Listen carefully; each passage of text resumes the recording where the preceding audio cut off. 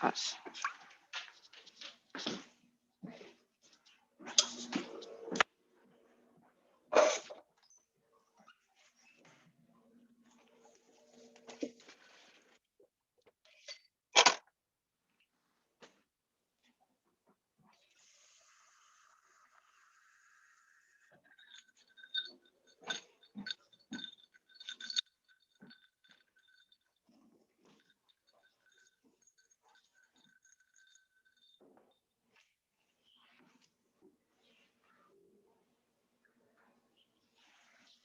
Let's see. Still waiting for Anne.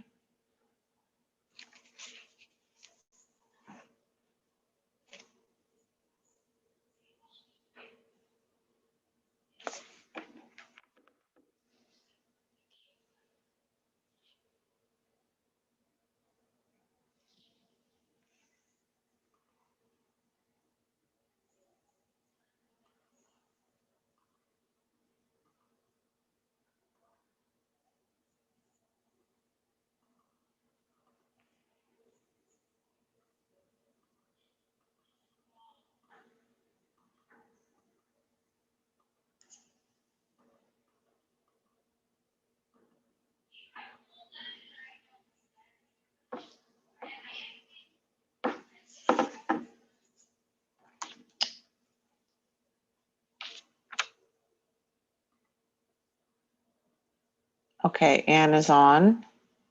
Then let's go ahead. This meeting, this regular business meeting of the Edmond School District Board of Directors for January 12th, 2021 is now called to order.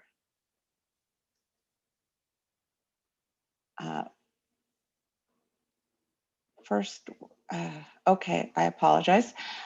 First, could we have a land acknowledgement, Dr. Balderas? Yes, thank you.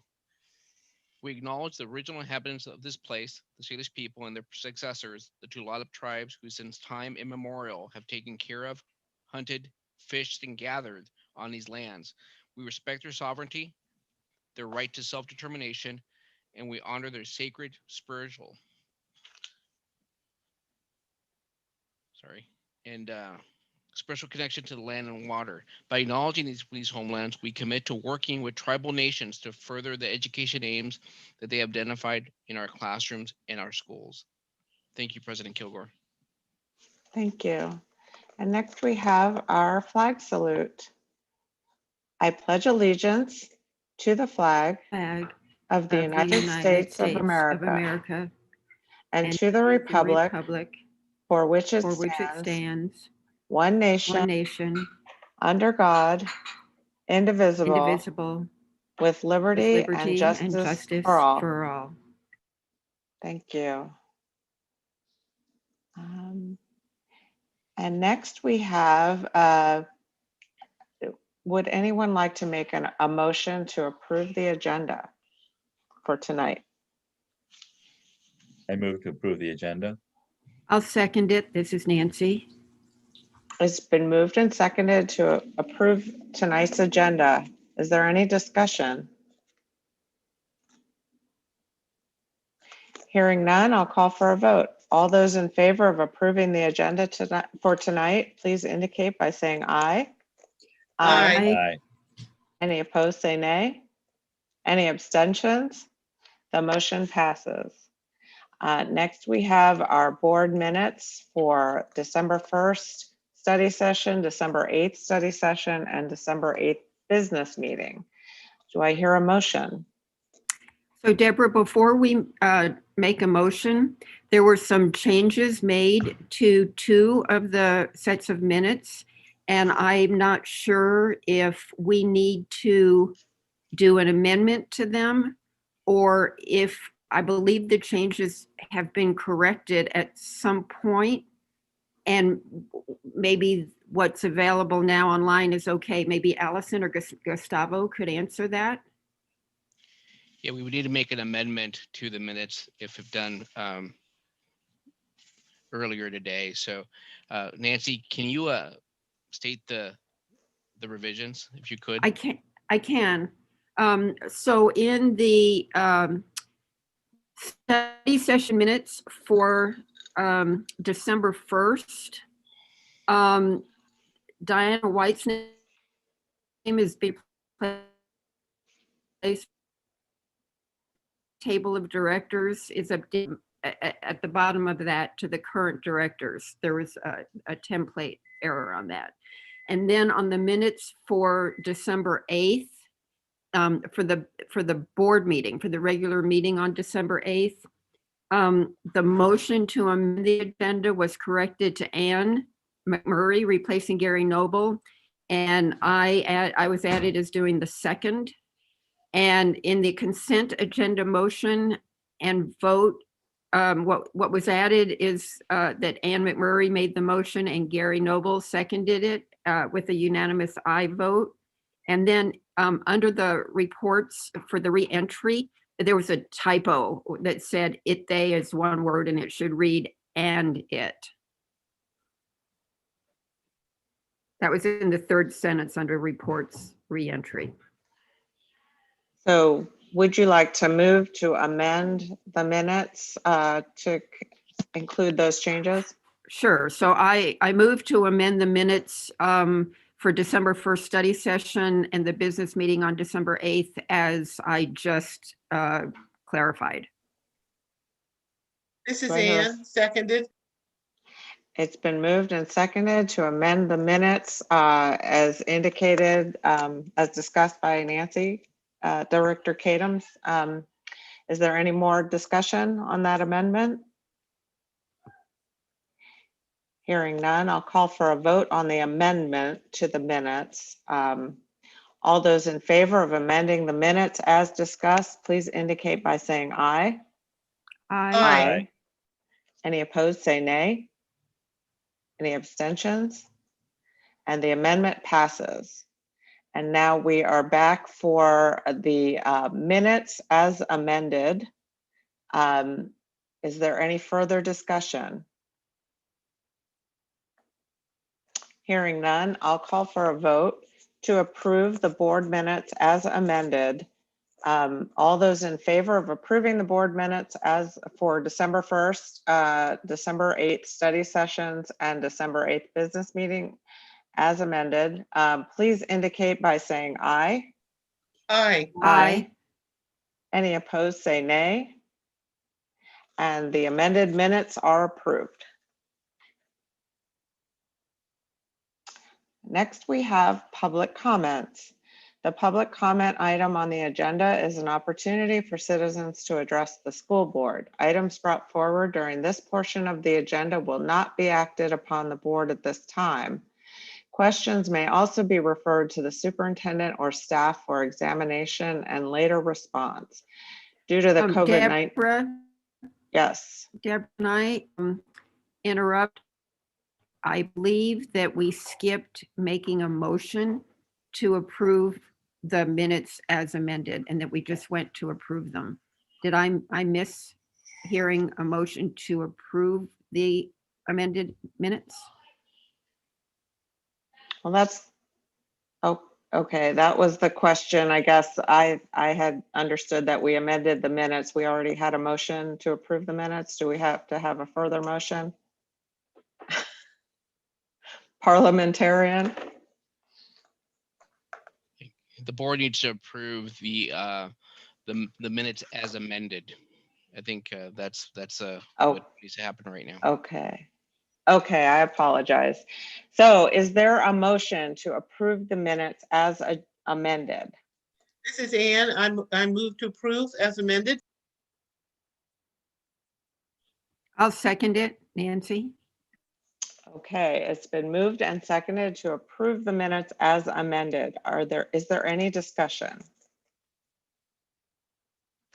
Hearing none, I'll call for a vote. All those in favor of approving the minutes as amended, please, the minutes for going back. Sorry.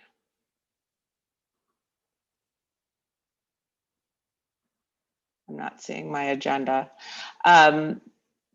Please indicate by saying aye. Aye. Aye. Aye. Any opposed, say nay. Any abstentions?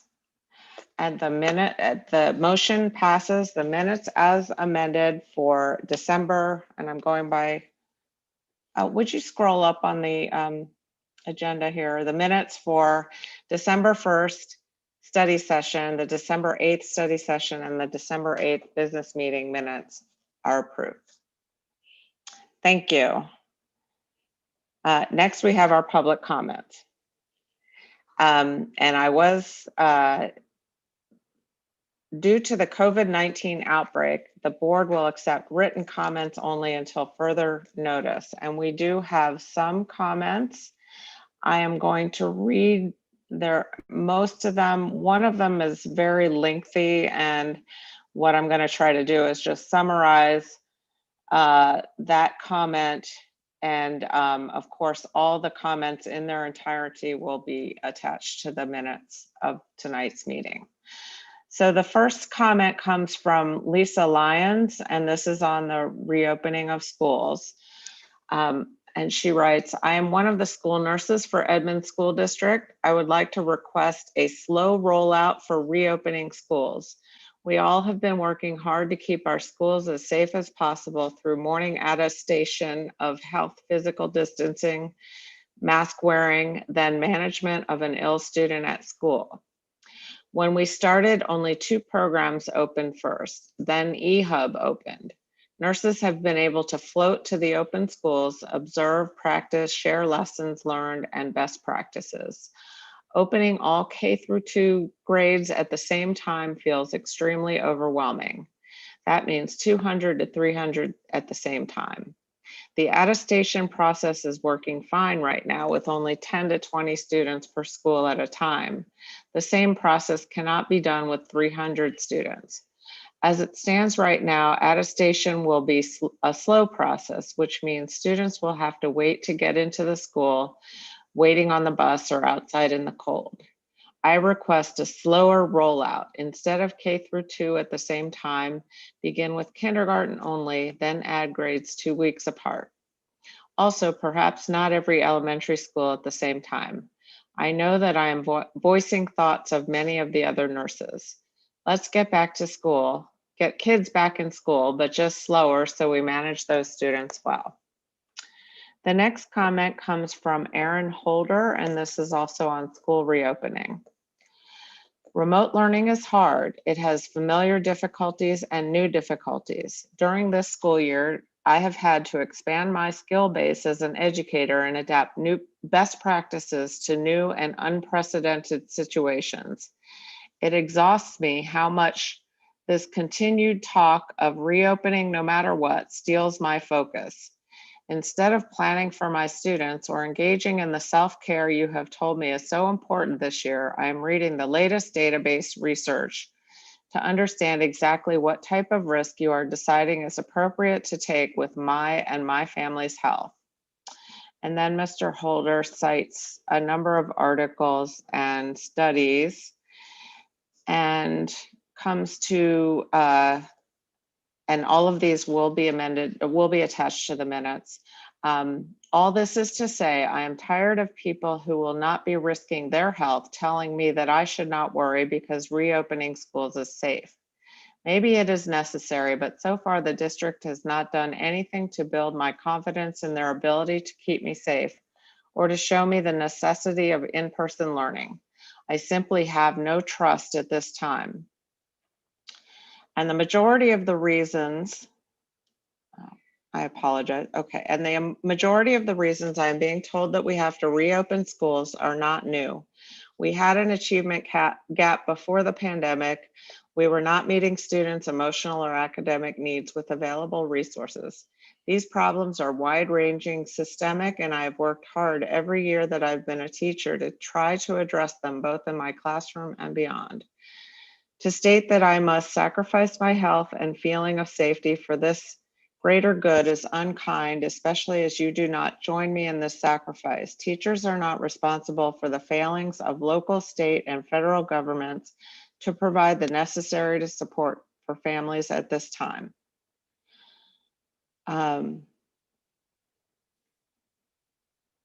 Because you aren't asking me to care about my students and their education. I care about my students and their education. The very first conversation I had with my students this school year was about how this situation is hard, but it wasn't going to be the reason they didn't learn.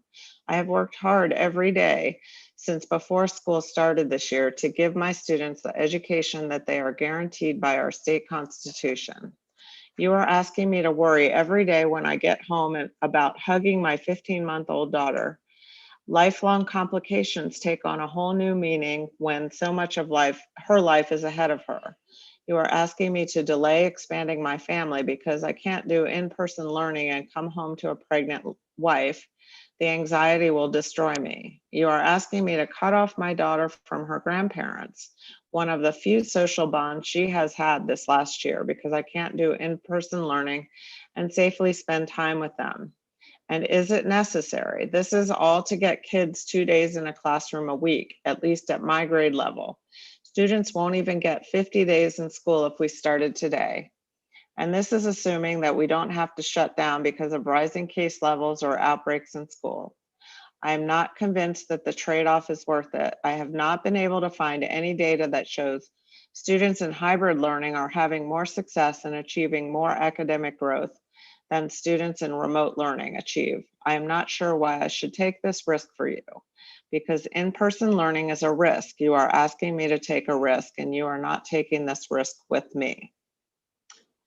And again, I apologize, but because of time limits, I can't read the entire comment, but it will be attached to the minutes. The next comment comes from Sarah Thompson, also on reentry. Respectfully to our school board, please align school building reentry with the availability of the COVID-19 vaccine to staff and students. The vaccine is on the horizon for us, and it does not make sense to bring large numbers of staff and students back to buildings before this vaccine can be administered and be effective. The latest report from the Snohomish County Health District shows that we are currently experiencing 428 cases per 100,000 people for the 2-week period ending January 9th. When our buildings closed last March, our highest case rate at that time was 129 per 100,000. The risk is at its highest so far, and staff and students have not yet been able to receive a vaccine. Teachers under 50 will likely not even be able to start the vaccine process until April. To move forward with mass building reentry without this additional means of helping to control the virus in place would not be a responsible action. If the district is serious about protecting the health and safety of our staff, students, and their families, this factor must be taken into consideration in all possible reentry plans. As a parent with children who attend Edmond schools, I will not send them back until they can be vaccinated. As a teacher in this district, I do not want to see any of my colleagues or myself put at risk by being directed to return to buildings with large numbers of students present when we've had no opportunity to take this important step to protect ourselves and those we come in contact with. Thank you for your time and consideration. And finally, we have a comment from Dana Rodriguez on the dual language program. Thank you for considering a dual language program for Spanish. I believe this is a great need in our current district and something many families would benefit from the district offering. As a school psychologist and a parent of bilingual children, I know how valuable this program could be. Please consider acting on this proposal ASAP.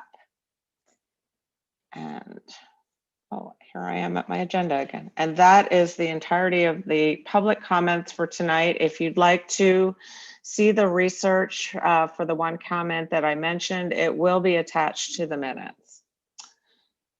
Next, we have our consent agenda. Do I hear a motion?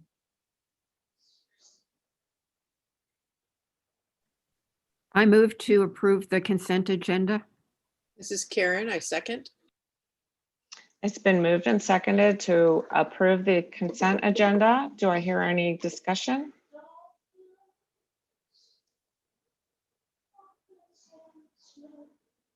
There's no discussion. I'd like to call for a vote. All those in favor of approving the consent agenda, please indicate by saying aye.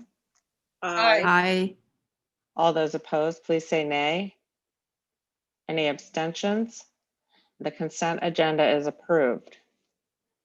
And next we have, I'm moving, a celebration. Do we have yes, we do. And I'll turn it over to you, Dr. Balderas. Thank you, and I'd like to recognize one of our many outstanding teachers here in Edmonds, and also like to invite our Edmonds Education President Andy Knopfsinger, and also WEA President Larry Delaney, if they could as well, to recognize Keone Vera, a teacher at Scriber Lake. He was nominated for National Education Award for teaching excellence. And I'm going to say a few words about Keone because he's one of the first people I actually spoke to when I was still not in district. And he is one of our educators of color and has been a mentor for many. And one of the things that I appreciate about Keone is just his passion and his commitment to equity, but to all kids. That's something that I gather from my conversations with him and others that I meet with monthly. But also, also that I was able to have one of his daughter was one of my teachers in my last district as well, in Eugene. So he's absolutely just a passionate person who's turned that passion to his family. That again, so just with great appreciation, want to just really thank him for all the work, but do want to provide space and an opportunity for Andy and Mr. Delaney to also speak if possible on his behalf. Larry, why don't you go first? Okay, thanks, Andy. Just first of all, thank you for the invite to come here today, and I'll keep this. excuse me. I'll keep this brief. But as you go through life, and the older I get, you come into contact with some human beings out there that are just better than most. And Keone is one of those people. And from the first time that I met him, and he was facilitating a training up in Burlington, and I was a local leader up there at the time, there was just something that stuck out to me. And so I know that you all recognize that in him, and every school district should be fortunate to have one Keone Vieira, let alone multiple in their districts. As I learned a little more about Keone and saw that he started a career in corporate sales. I mean, what a waste of talent, corporate sales. No disrespect to anyone on here right now who is in corporate sales, but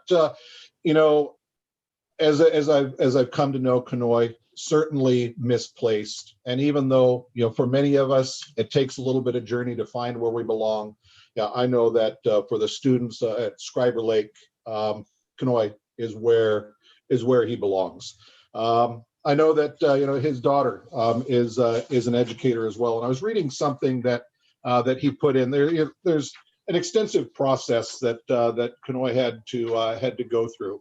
But and he shared in his application materials for this award that the advice he gave to his daughter is what he shares with all new colleagues: be who you are, be true to yourself, use your passion for teaching in a way that inspires your students to want to learn. I have a tough time wrapping my brain around how amazing public education would be if there were more Keone Vieiras in our schools. So what he's missing out on, and we got to figure out a way to make this right. The NEA Foundation is a big deal. It is in Washington, D.C. at a hotel ballroom, black ties and gowns, and it is the Academy Awards of Education.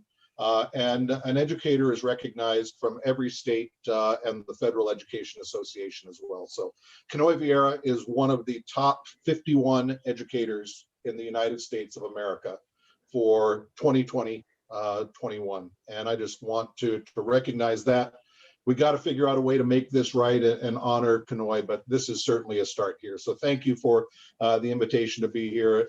And Kenoi, thank you for getting out of corporate sales and enriching the lives of so many hundreds and thousands of young people. Thank you, Larry. And I'm so excited that we are able to honor Kenoi with a statewide award and potentially a national award. Because as Larry said, he is one in a million. He is so reflective and humble. He's so full of wisdom and goodness that his staff and students are drawn to him. It took a bit to convince him to allow me to nominate him for this award because he doesn't seek the spotlight. He doesn't do things for personal gain. He personifies what it means to be a good servant leader. He leads by example. He walks his talk. He listens and he cares, and he always does the right thing. And people respect him and are drawn to him because of that. And, you know, he may not be a leader in the traditional sense, but he is absolutely one of our top leaders in the district. And the NEA Foundation Award for Teaching Excellence is not only about being amazing in the classroom, but it's about being an amazing advocate for your profession and for your students. And he absolutely does all of that. And we are so proud of him. And we are going to be watching that gala on February 12th, I think it is, 10th, sometime in February, online to see him honored at a national level. It'll be so fantastic.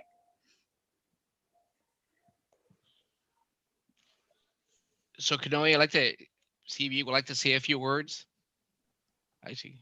Please say a few words. I just want you to, I'd like to just to really acknowledge you, but want you to really say, if you could, a few words about the award. Thank you, Dr. Balderas. First of all, I'd like to say thank you. One of the reasons I really like the Edmond School District is number one, it was the district that I wanted to move my family to so that they would get the education that I thought my kids deserved. So that was point number one. And, you know, it was probably the best decision I made.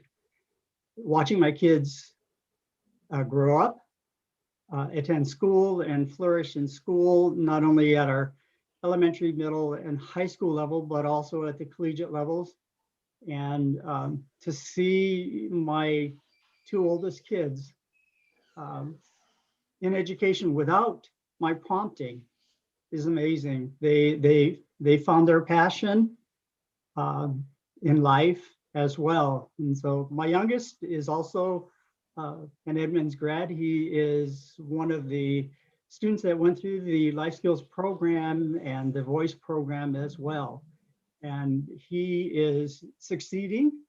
He holds a job, which is kind of cool to see him do that. And so it's been like, I think what, 11 years that he's been working at the Edmonds Safeway on Highway 99, just to put a plug in there.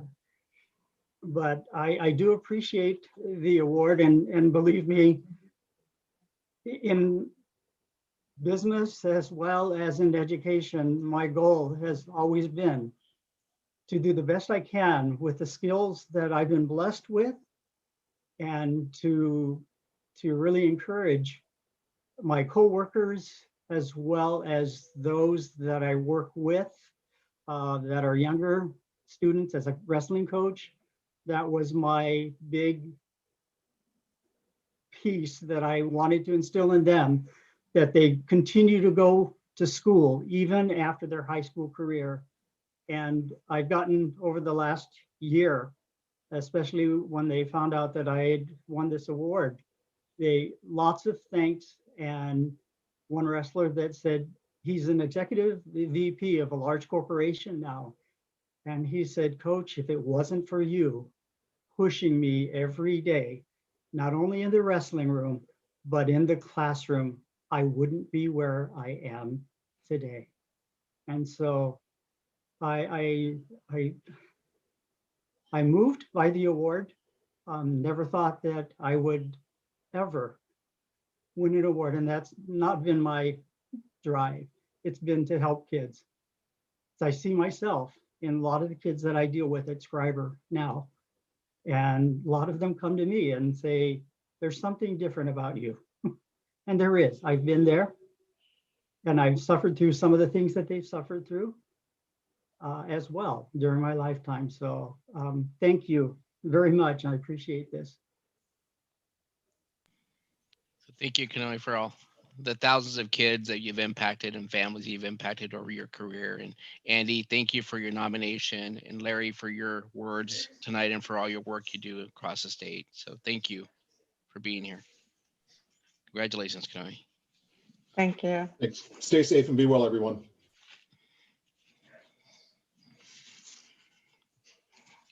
Next, we have our reports. First, we have a reentry update, Dr. Balderas and Mr. Schwab. So thank you Take it very away. much. So thank you. And before we get started, I kind of want to, before Greg goes, if I could have Dana quickly speak about stage 1 and where we're currently at. That's something that the board asked for regarding the amount of kids and so forth. So if I can turn it over to Dana before I turn it over to Greg to talk about a few of the updates that he has as well. So Dana, if you could. Yeah, absolutely. So we are about to enter our last phase of stage 1. As you know, we started off with our deaf and hard of hearing and our VI program in the middle of November. And in our deaf and hard of hearing program, we have 11 students attending in person, and in our VI program, we have 8. We also came back after winter break and have our developmental kindergartens in session. 4 classrooms are in person and 1 is remote. And that is a total of 32 students, again, at those 4 sites. And I want to quote our principal at Chase Lake Elementary, Sean Silver. What he said to our principal group was that our hearts sang when our kids walked through the door. And that I just paused with that because that's just how we all felt. There wasn't a dry eye as he talked about just seeing the faces of kids again and having some noise and some activity and some action in his building. So thank you, Sean, for those words. We have some intensive support classrooms, which will be beginning in-person instruction on January 19th after the holiday, next week, on next Tuesday. And then also Project Search, which is the cooperative agreement that we have in the on-site at Swedish Hospital. And then a few students from our voice program for Project Search, and voice is 22 students. The total in-person students for stage 1, and again, some have chosen to be remote, is 121 students. And again, the last phase of that will be on next Tuesday. Thanks, Dana, for that just quick update. And next, I'd like to turn over to, are there questions from the board about stage 1? I have a quick question. So Dana, you said there are 121 students. Some are in person and some are remote. Can you tell us how many are in person of that group, of that total? Yeah, 121 are in person. Got and it. then, Thank you. Yes, and then remote, we'll have about 2 classrooms of intensive support and 1 classroom of DK. So, you know, a smaller handful. You know, at first when we did some of those intent forms and things, we thought it would be like a 75%, 25%. We're actually getting some other requests too for some of the people that initially said they'd like to be remote, that are choosing to be in person. So those numbers will continue to grow, I think. This is Ann. I was wondering if we had any numbers for eHub. Victor? Yes, I can share good news. So actually, we are really getting reports daily, and we are, I believe we have right now about 25 to 28 students in daily basis. So we have our regular students that they are attending 5 days a week, and we're getting to that top right numbers. So we're really trying to figure out how to keep providing access, but we're at the top, the max right now. So we're pretty happy and excited that that's happening with our kids. Congratulations, that's wonderful news. Thank you, and thank you. I believe Kelly Moses is here, so let's thank Kelly also for her work with the eHub. Thank you, Kelly.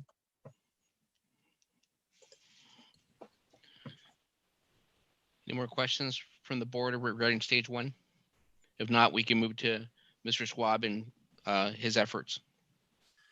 Good evening, Board of Directors. Wanted to first share just a quick update with you all about the hub planning that's happening at our middle schools and high schools. So we are forging ahead. We're aiming for a February 8th start date with our middle school and high school hubs. Staff are have completed their building plans. And we are preparing now to identify staff that'll be supporting those students. And again, we are going to start with a slow roll, targeting first our beginner EL students. But then as we get that model in place, we'll be looking to expand to other groups of students to provide support. So we're really excited about the work that's happening in middle schools and high schools. And tonight I want to ask Julie Stronsek if she would talk about athletics. There's been a lot going on, and I want to just say first how hard Julie has been working since the very beginning to develop plans. And we're at that point where we have some plans in place, and I'm going to ask Julie to talk a little bit about what is on the table for athletics. You bet. Happy to do so. Good evening, everyone. Thanks for giving me some time tonight. We are super excited that we're going to see some high school kids on our fields next week. It'll be the first time since March 12th. So good goosebump moment there. I can't wait to see them out there. Our building athletic coordinators and myself have been working really hard to get this up and running, along with a lot of help. Chris Bailey in technology, Mata, and all of our school nurses and our trainers have just been outstanding. We are going to be up and running. We have kids signing up right now to be out next week. Our deadline is tomorrow afternoon, and anybody who signs up by tomorrow afternoon, we will get them out next week. We will continue to get kids out as they sign up, but it takes time to get them the attestation form. So they will receive that every morning beginning next week to complete, and we'll clear those kids to participate each day. We're doing outdoor conditioning only, no equipment, in pods of 5. All the kids will be separated by 6 feet. Everyone will have a mask on the entire time. Our building athletic coordinators have been very creative. They have, if a student is starting on an odd hour, they park in one parking lot at the school. Students who start on an even hour park in a different parking lot. So we're not cross-pollination when we have our in-between break sessions, 45-minute sessions. And right now the interest has been super high. I will get some numbers tomorrow, but last week, Linwood High School was the first one to kind of have a parent meeting. And by last Friday, we had 150 kids from Linwood High School signed up already. And that was before we even pushed out the message this week district-wide. So super excited to see what that's going to bring starting next week. And hopefully we will work out some of the kinks that will help some of the high school and middle school hubs, because I think we're kind of a soft opening to see what will happen with attestation forms and how that's going to work.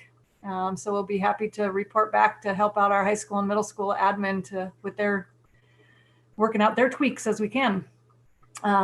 Before I go any further, I'm not sure if Kanoe Vieira is still on this call, but if he is, I just want to say, hey, Kanoe, I reiterate everything everyone said. Andy hit it spot on.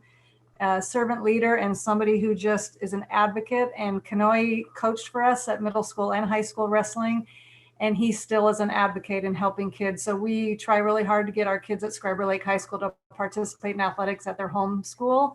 And Kanoe is there. I work with Kanoe very closely, and he helps get those kids eligible and helps us track them and just does an outstanding job. And so excited. I was here today to see him being recognized for that. So happy to be able to give him a shout out as well. I don't know if anybody has questions for me on our startup for next week and where we might be as far as actually rolling out sporting programs starting up here soon.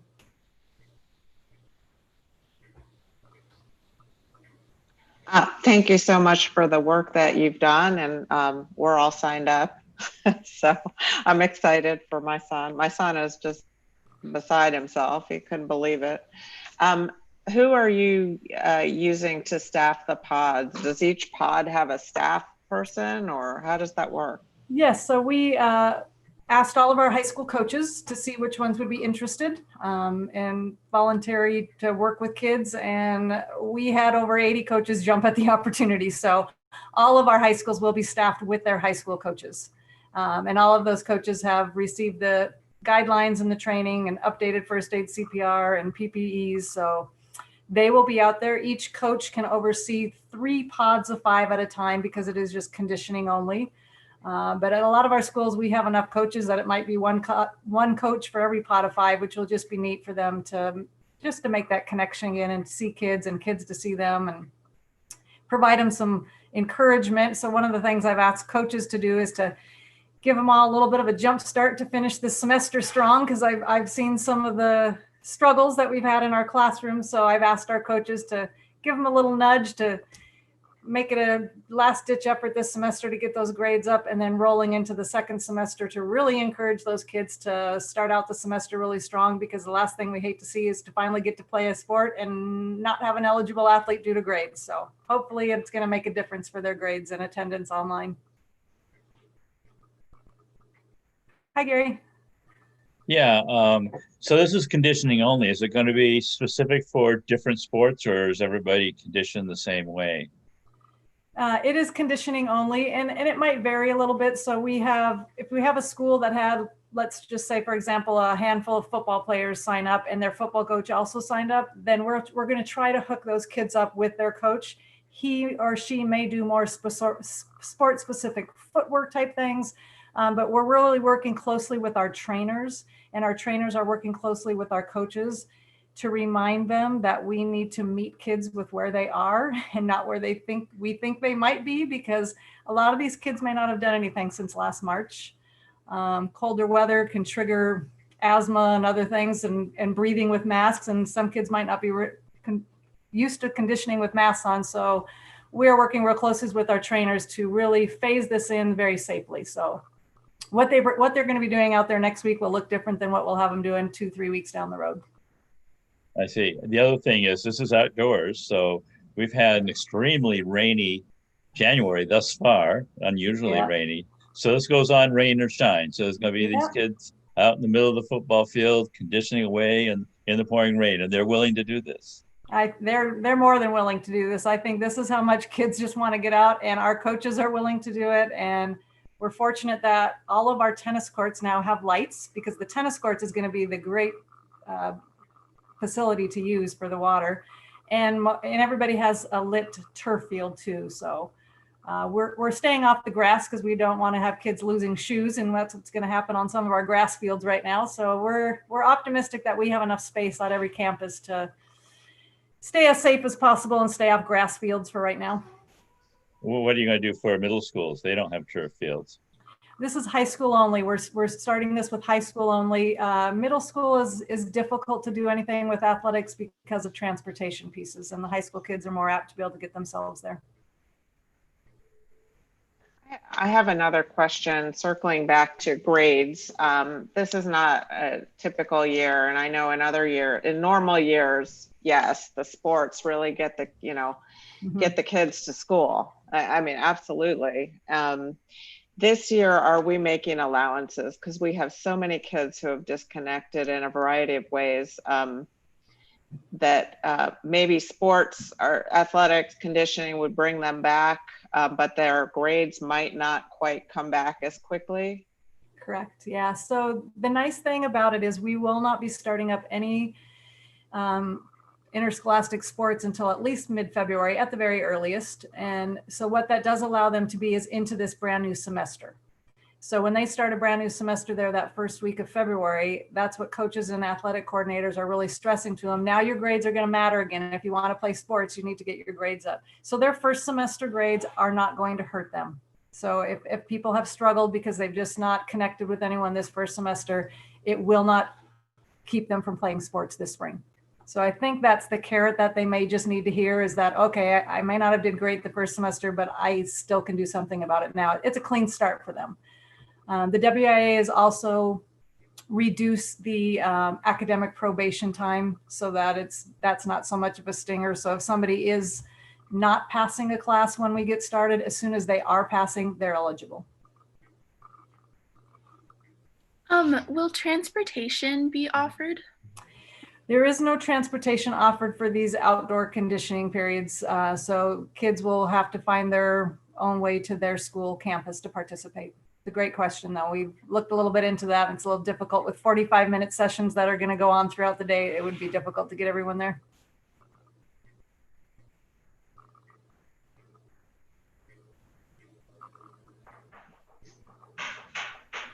Thank you, Julie. This sounds really exciting for everyone. And I just want to point out that this is all within the roadmap to recovery and the Healthy Washington guidelines and the recommendations of the Snohomish County Health District. And so that you're able to put these programs on. So thank you.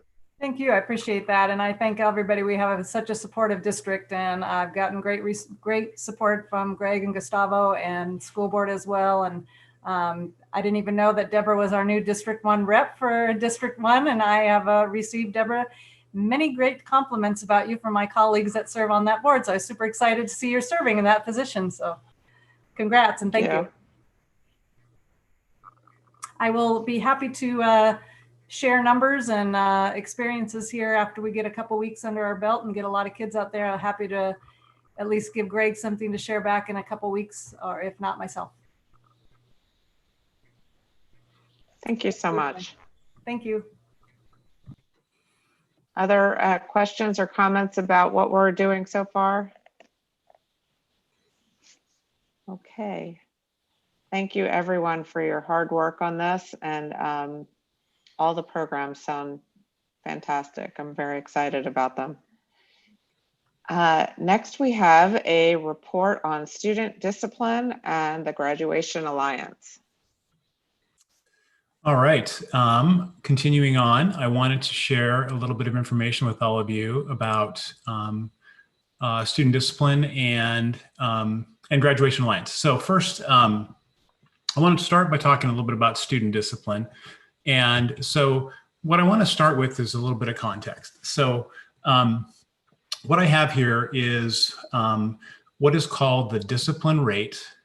That is one of the data points that OSPI takes a look at every year. And discipline rate is simply the number of students that receive an exclusion from school, a suspension, in the course of a school year. And so I put this data together just to do a little bit of comparison between the state and then Edmond School District and then Everett School District to the north of us. They're probably the district we tend to compare ourselves to in a lot of different ways.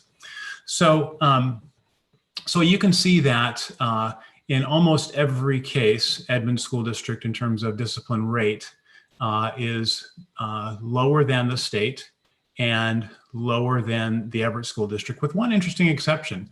And this is the first year that the state has kept track of students who identify as gender X.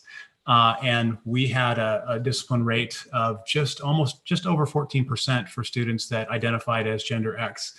But that's only 1 year of data. So that'll be a data point that we'll want to pay attention to in the future years. But again, you can see that for both race and ethnicity and for students who are in special programs, Edmond School District suspends students at a lower rate than the state and then also at a lower rate than our neighboring district to the north. So I'll stop there. Does anybody have any questions about that? Does that make sense, what the discipline rate is? Yeah, Greg, I think you said this. This is Nancy. I think you said it, but I think I missed it, that you're defining the discipline rate as suspensions and expulsions. Is that right? Yeah, an exclusion from school, which is a suspension or expulsion. That's the data point that that's the data point that OSPI requires us to report on and keep track of. But in addition to that, in the Edmond School District, we do a much more thorough analysis of student behavior every year. And so each year, our schools are required to monitor and review student discipline data at all levels. So at elementary, we review specifically exclusions from school, short-term, long-term suspensions, expulsions. And at secondary, 7th through 12th grade, we monitor exclusions from school, again, the short-term, long-term suspensions and expulsions. And we also monitor, additionally, we monitor different behavior infractions.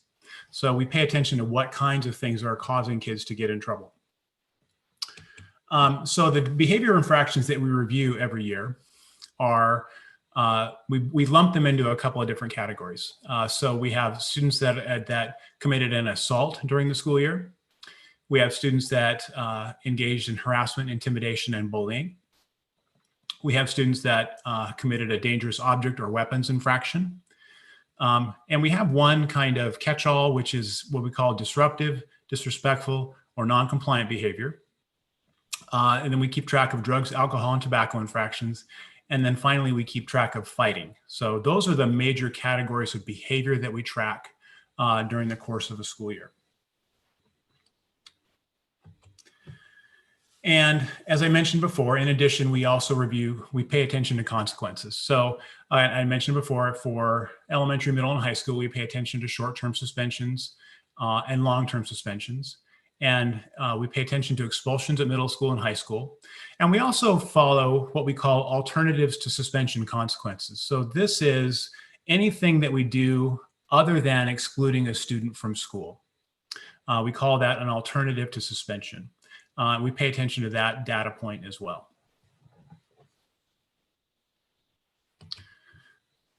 So in addition to monitoring behaviors and consequences, we also then disaggregate and analyze the data. So we disaggregate the data on sex and gender, and then race and ethnicity.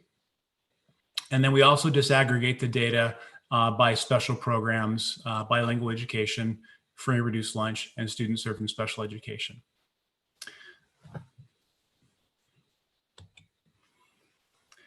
And then we take it a step farther and we then analyze the data. And what we're looking for is where examples of disproportionality exist for a group of students. So I'm going to give you an example of what I mean when I say disproportionality. In the 2017-18 school year, white high school students represented 48% of the total high school student population. In the 2017-18 school year, white high school students represented 42% of the total number of high school students who received an exclusion from school. In 2017-18, Black African American students represented 6.25% of the total high school student population.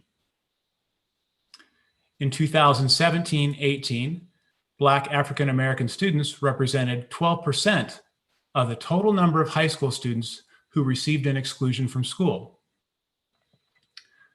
So from this analysis, what we can conclude is that Black African American students were excluded from school at a disproportionately higher rate than white students. And again, so 48% to 42%, 6% to 12%. Is that making sense?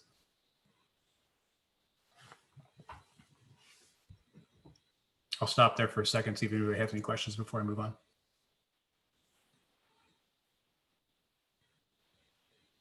Okay. So I want to spend a little bit of time talking about some trends in the data over the last 3 years. So first off, I want to look at middle schools. And again, I'm going to focus tonight just specifically on exclusions from school, so suspensions and expulsions. At the middle school, and you also know that in the parentheses, I have through March because our school year effectively ended in March of last school year. So I had to go back and redo all my comparisons, comparing March to March to March. So that's why you see through March in all of when you look at my trends. So in the 2019-20 school year, this last school year we just concluded, 54 students received 84 exclusions from school. And that again, that's through March. In the 2018-19 school year, through March, 257 students received 432 exclusions. And in 2017-18, 227 students received 395 exclusions through March. Now you'll notice that I'm adding an additional number, not only students, but the number of students that received an exclusion, because sometimes more students commit more than one infraction. And that's what that data tells us, is that if we have more exclusions than students, that's telling us that there are some students who are getting excluded more than once. So let's look at the disproportionality trend at middle school. So, whoops, I got to back up one. Went too fast.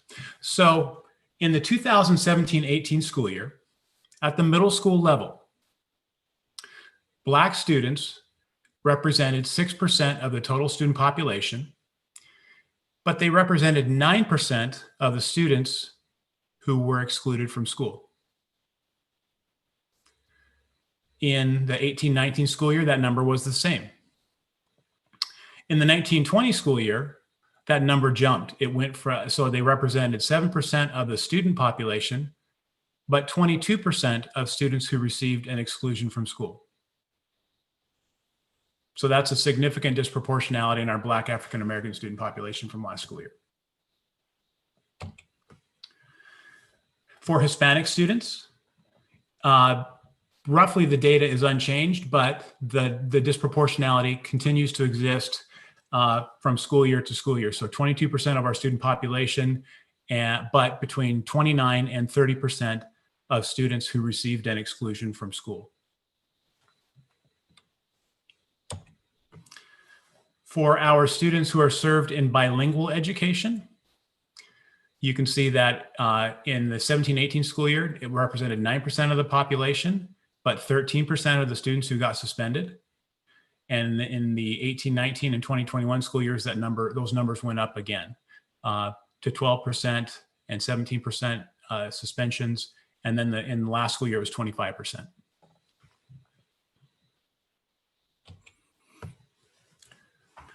Our students who are served in free and reduced lunch population in the program, student free and reduced lunch program, that number has roughly held between 40 and 42%, and the disproportionality continues to hold between 60 and 61% of students who received an exclusion from school.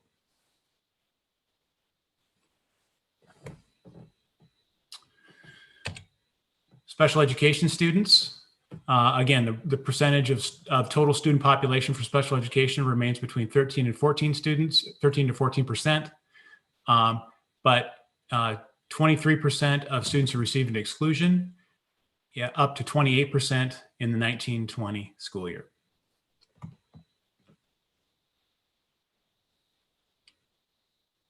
I should have mentioned that the disproportionality trends that I'm showing you tonight are the ones that are the most significant. These are the ones that I wanted to call out. These are the ones that we obviously need to pay the closest attention to.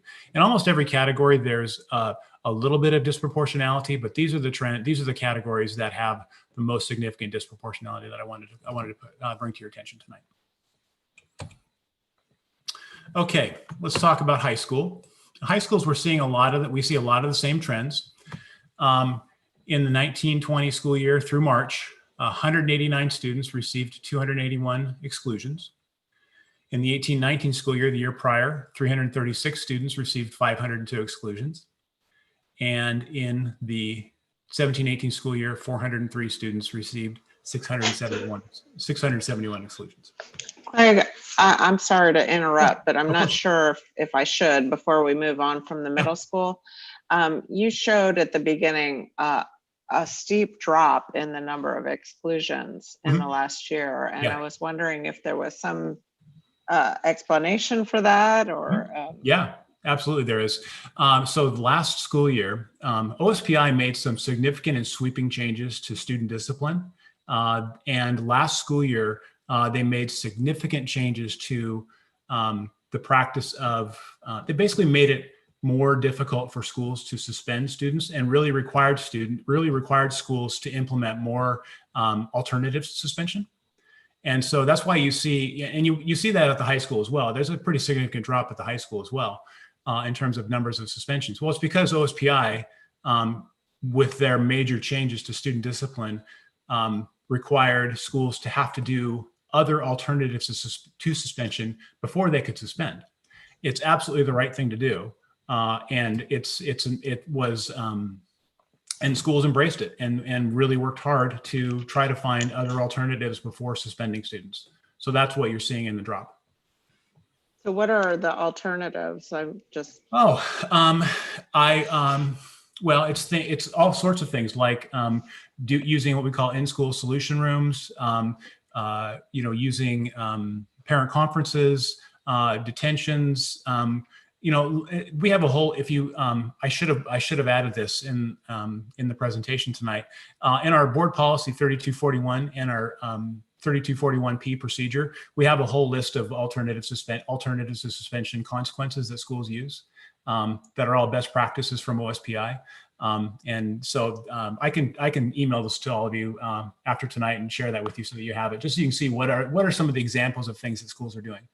But we really get into, and I'm going to talk a little bit about this later, but OSPI is really pushing schools more toward a restorative justice approach to student discipline. And I'll share a little bit more about that a little bit later on. Okay, so moving on to disproportionality.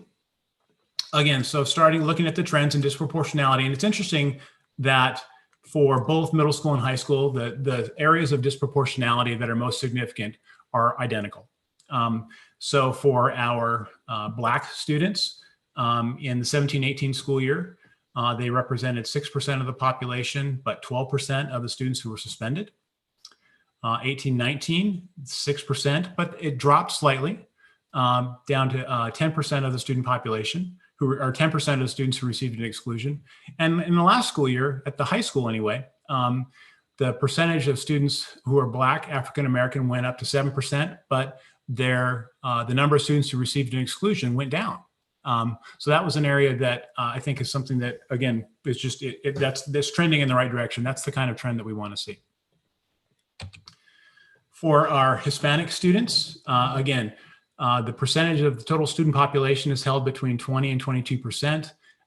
And for the 17-18 and 18-19 school years, the disproportionality was slight, but it took a big jump in the 19-20 school year. Same thing for our bilingual education students. Their percentage is held between 8 and 10% of the total student population, and their disproportionality was 12 and 14%, but then it jumped up to 20% in the 19-20 school year.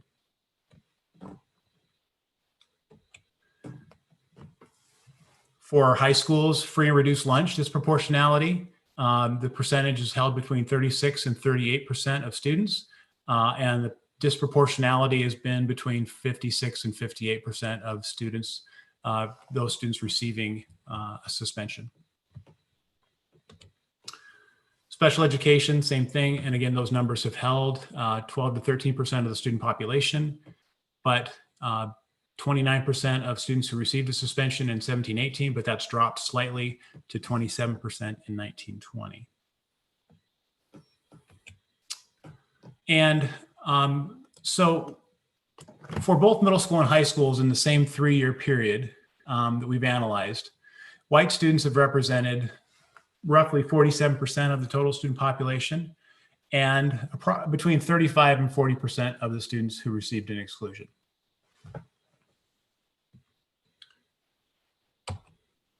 So some concluding thoughts. So as was already noticed that overall suspensions are down. So that's good. We're suspending fewer students. But there continues to be disproportionate representation for students of color and for students who are served in special programs.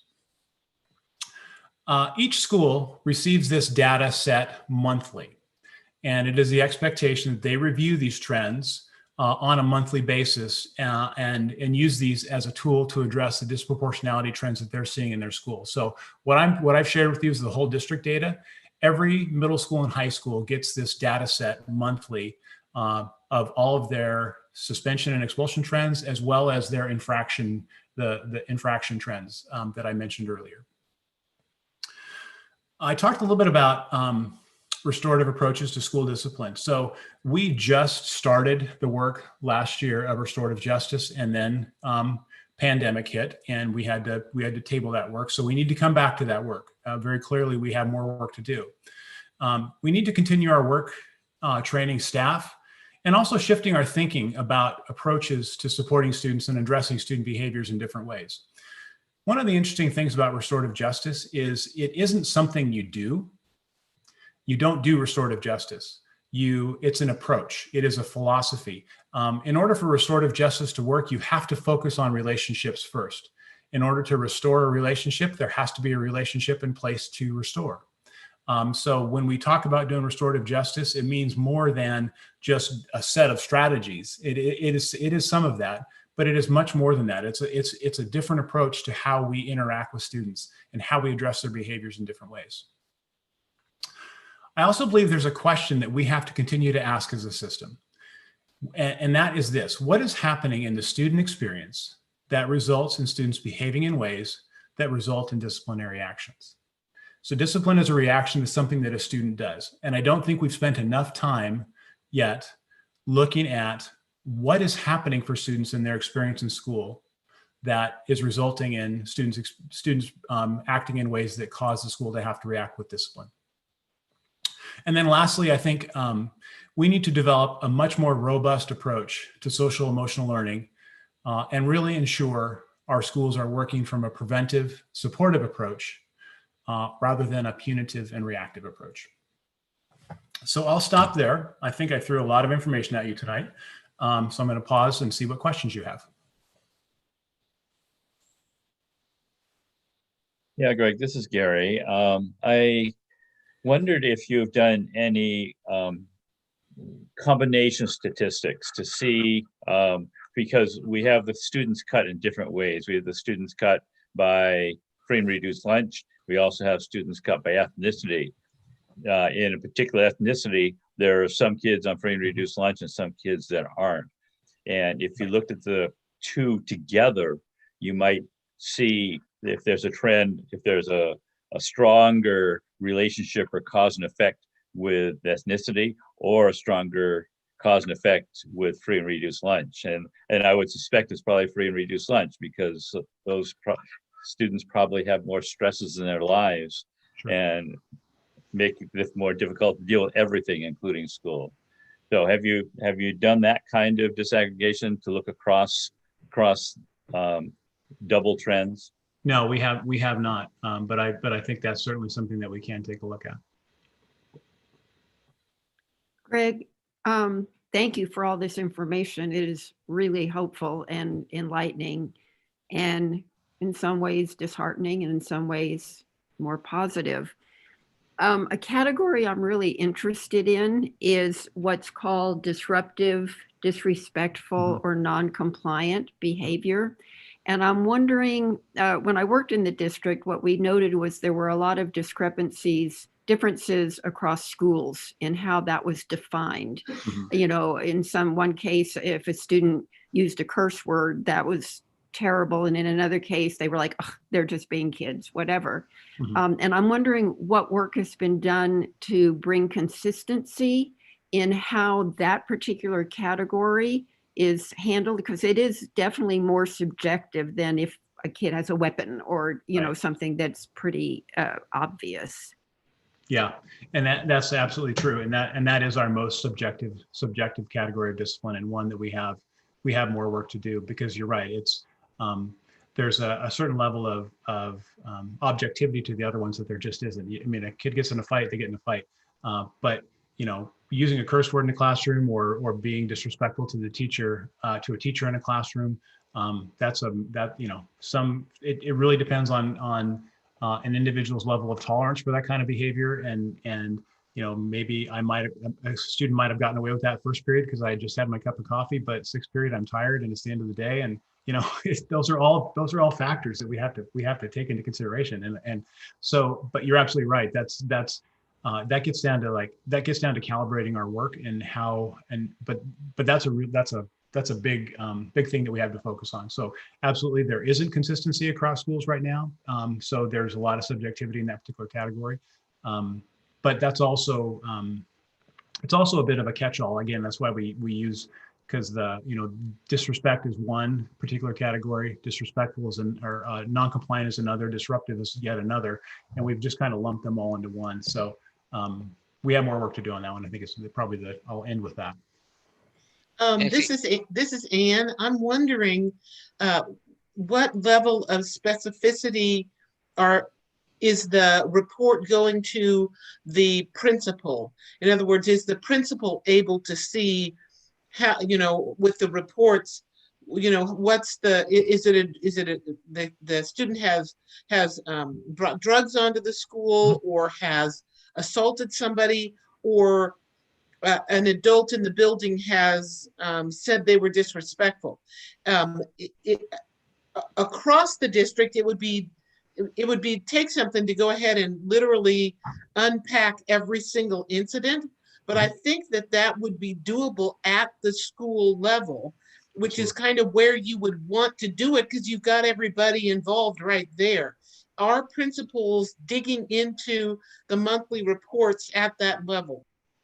I would say yes. I would say that, and again, because you're talking about a much smaller number. So when you have, you know, at a school, you may have had 3 drug and alcohol infractions in that month, and so it's much more easy to dig into that level of data than it is to look at an entire school district. So I would say yes. That's the kind of work that schools do. Is they take this data and with their student problem solving teams and their other groups that work with students, this is that level of detail. Are they able then to report back to you as they've unpacked each thing so that you could then take the disaggregated data even further and create district-wide reports? We haven't gone to that level of detail. Again, mostly the purpose of the reports at the school level is for them to identify who are the students that are surfacing in each of these areas, and then are there, what are the action plans and things they need to put into place at the school level if they're seeing a specific trend in one particular area, for example. But in terms of then looping back and then using that to do a more detailed report of the district, that's not something we've done. Well, it just seems to me sometimes that we look at the data to see, crudely put, what's wrong with the kids. To me, it'd be interesting to look at the data and see what's wrong with the adults. Sure. So, are we seeing a pattern where a particular adult in the building is reporting a higher level of, especially that catch-all kind of subjective category, because that could indicate the need for further professional development or training or something along that line. Sure. And I would be willing to bet that schools know that to that level, but it's not something that it circles back to the district. But I believe those are the kinds of conversations that happen at the school level. I wanted to make one more comment about the reduced number of exclusions in that final year, and just to make the comment that it seems like all the benefits went to the majority, students, and that's why we're seeing this uptick that you wouldn't see necessarily increased numbers of African-American students being disciplined, but that they didn't get the benefit of the improved policy to the same extent as the white students. So for whatever that's worth, I'd also kind of remind everyone, if you look at these, again, these raw numbers, we're talking of, when you disaggregate it down to, a school and to the numbers of students in this or that program, we're talking about maybe data that's hard. I don't know what would be, how many are we talking about that would fall into that disruptive category? Maybe just a handful. Sure. I was just gonna pull out my notebook here because I have that. And so in the 1920 school year, out of 7,000 students at the 9 through 12 that were included in this data set, 338 were disruptive, disrespectful, or non-compliant. Okay, so maybe 100 per school. Yeah. 75. Yeah, 75. So that is, that's something. I mean, to the point where they would be excluded.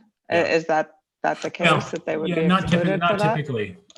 Okay. Yes, disruptive, disrespectful, or non-compliant behavior oftentimes does not result in does not result in exclusion.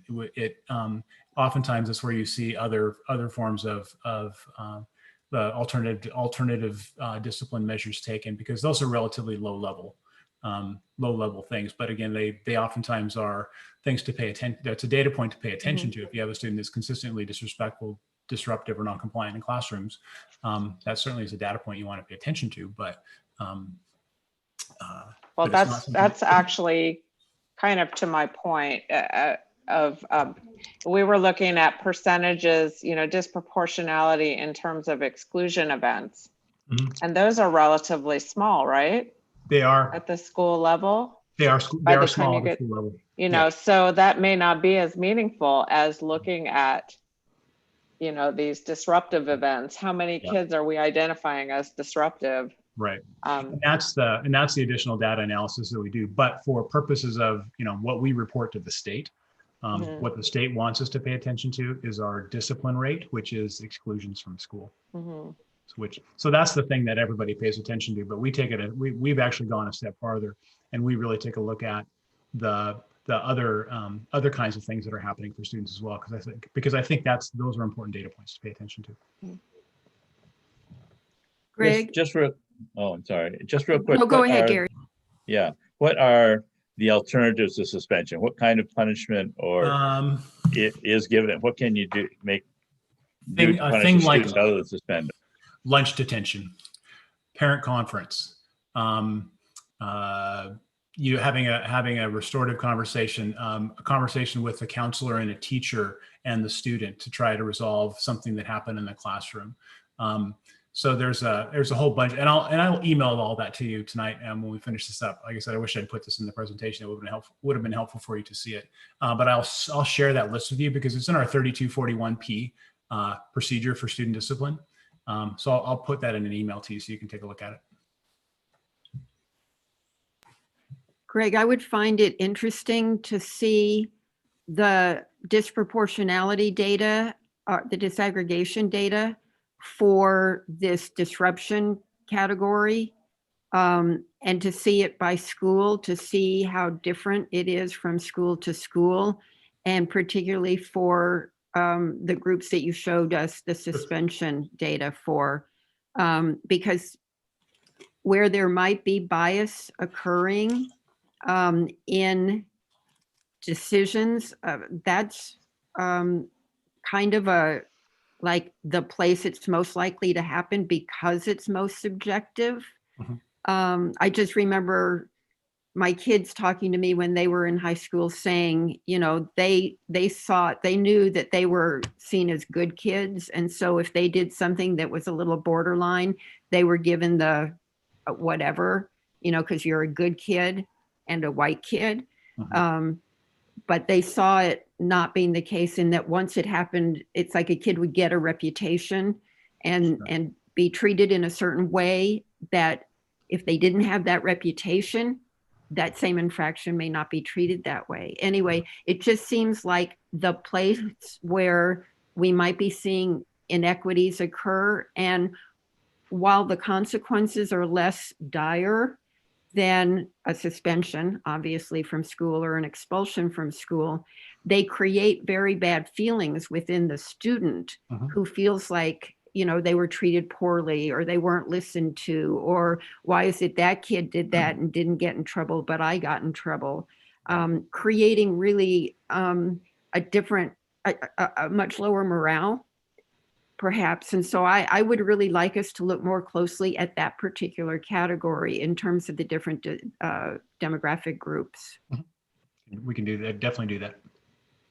So Nancy, this is actually my doctoral study. My doctoral study was subjective and objective discipline based on different demographics. So I could love to have a discussion, maybe even a study session on this once we get more information, because everything you said is correct. There is typically disproportionality, even by gender. Usually boys get disciplined twice the rate as girls at the middle level, for example. And that runs pretty much consistent across data sets I've seen across the country. And the subjective and objective, absolutely correct, spot on. Typically what you find in the data across the country is twice the suspension for kids of color for Latino kids, 3 times for African American kids, 3 times for subjective across the country. This is across the country. This is across the country of data sets off the research I did years ago. So love to be able, I know Mr. Schwab, it will get you information, but I'd love to have maybe a deeper discussion, because I think your point, I think Ann's point as well, is that we really want to have a discussion as a system and using data to help inform school improvement plans in the future. So that's the goal of the system, is trying to use information to really inform each school for improvement. Because you're absolutely right. Sometimes it's a suspension. It's kids are you see a lot of subjective discipline because of it's happening in a specific area of the building, or again a specific time, and that helps inform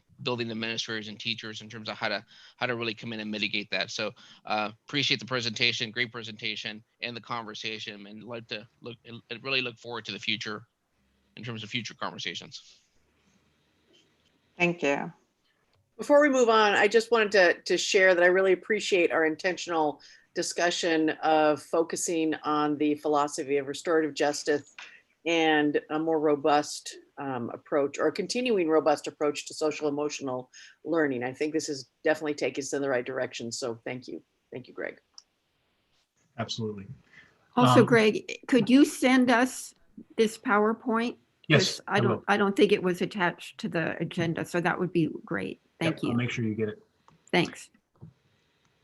Just quickly, quick update on Graduation Alliance. Currently, we have 61 students that are enrolled in Graduation Alliance.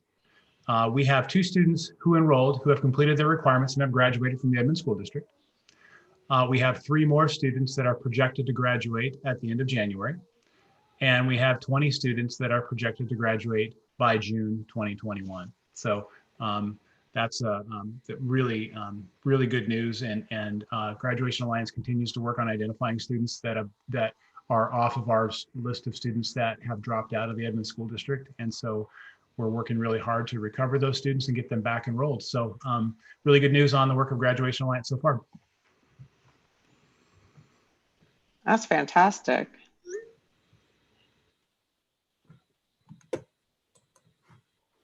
Thank you. All right, thank you. Next, we have a report on the dual language program being proposed at 2 schools, I think. Yeah, and we're really excited to be able to present this to the board. I know this is something that has been a discussion point for some time, and Kelly Moses has just done a phenomenal job as the director of federal programs to really to create the presentation. But also, we've been having a discussion since I arrived in July and with cabinet regarding next steps, and look forward to getting your feedback on this, and also kind of our proposals. So turn it over to Kelly. And again, Kelly, thank you for the great job on this. Yes, and thanks for the introduction, Dr. Balderas. I appreciate it. Good evening, everybody. I'm really excited to present the Edmond School District two-way dual language program. And joining me is going to be Dr. Vergara, who will begin the presentation, and then I will step in just a few slides. Thank you, Kelly. Good evening, President Kilgore, board members, superintendent, and thank you again for the opportunity to share with you this amazing opportunity that we are moving forward here in Edmond School District. So we're going to talk a little bit about dual language tonight. If we can move to the next slide, please.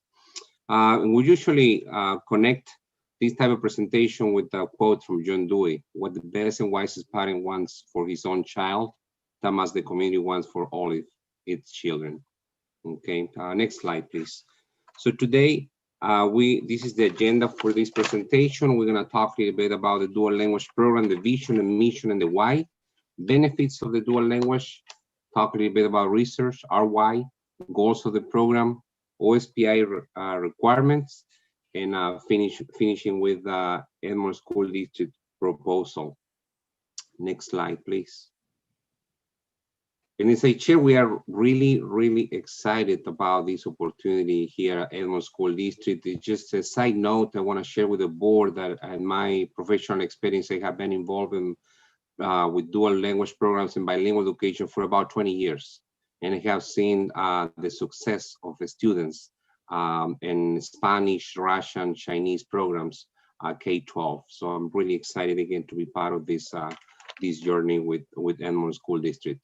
I want to, board members, I want to take you back to November 17 when we share, I share the equity goals and the 10 equity goals. And I want to connect this work with goal number 6, close the academic achievement gap, and the sub goal number 1, identify and implement instructional strategies and supports needed to improve academic outcomes for English learners. And at that point, we talked a little bit about the measures of success and, for this goal. And one part, bold in red tonight, is the biliteracy. We talk about the biliteracy in English and Spanish. And one strategy is to plan, begin, and build a comprehensive kindergarten 12th grade dual language program, beginning with the Spanish as the target language. So at this point, I'm gonna ask Kelly to continue the presentation. Thank you. All right, thank you, Dr. Vergara. I appreciate that. Next slide, please. Okay, I'm going to begin with the current situation. In Edmond School District, we have 3,094 English learners. 51% of these English learners are Spanish speakers. 2,134 Edmond School District students are Spanish speakers. So 10.5% of our student population. And also noteworthy here is that about a third of our students either were in English learners program, or they are in that now. So I think that's really noteworthy as well. And then Spanish is our top language spoken by students and family in our district. So just some current facts there. Next slide, please. So we have a request from State Superintendent Reichdahl, a formal request that's embedded in your slides there. That every district offers students the opportunity to participate in a dual language program by the year 2030. And also, Superintendent Reichdahl just came out with a bulletin to superintendents where he described 10 policy steps for strategic changes. And the second one is that dual language learning for all students beginning no later than kindergarten, including a compensation model that creates a financial benefit for bilingual educators and staff. So it is rolling at the state, and it's an expectation from the Office of Superintendent of Public Instruction. And right now, there are currently 91 dual language programs in Washington. That number is growing every year. And then there's available dual language grants from the Office of Superintendent of Public Instruction with cabinet and school board approval. So we do have to go through that process to be able to get ready to write those grants. Last year's grant was about $36,000 for a beginning program. And then money is available every year to maintain or expand programs. Next slide. So in terms of program compliance, the world that we live in as well, we no longer qualify for the current exemptions regarding a district dual language model. We're going to be found out of compliance in this category during the next OSBI Consolidated Program Review, which is an audit of our federal programs. The only two reasons for an exemption from this would be that we have small amounts of English learners dispersed over many schools. And of course, that's not true. Or that we have extreme difficulties recruiting, hiring, and maintaining dual language teachers. And I think work can be done to really develop that in our own district. And Edmond School District is really a desirable district to work for. So I don't believe that that is the case as well. So these two exemptions no longer hold for our district. Next slide. Coincidentally, our English language standards and assessment are changing from the current ELPA 21 to WIDA, language proficiency standards, starting next fall, and actually starting this spring for kindergarten screening. WIDA stands for the World Class Instructional Design Assessment. It's a consortium, just like ELPA 21, and it has the membership of most states. And so what's great about this shift, and that Spanish is our target language, is that they have Spanish language standards along with English language standards and assessments. So this is a really great feature of this shift, and it's just in time. Next slide. So dual language is grounded in research. The research behind dual language is compelling, and we're leaning a lot on the work of Thomas and Collier, and we'll talk about that a little bit later. But many people have done research on how this model just really closes that achievement gap and also just provides achievement excellence for all students. Next slide. So back to Thomas and Collier, our researchers. This is a famous graph that they produced in 2002. And they did a study over 700,000 minority language students in 5 large districts across the country.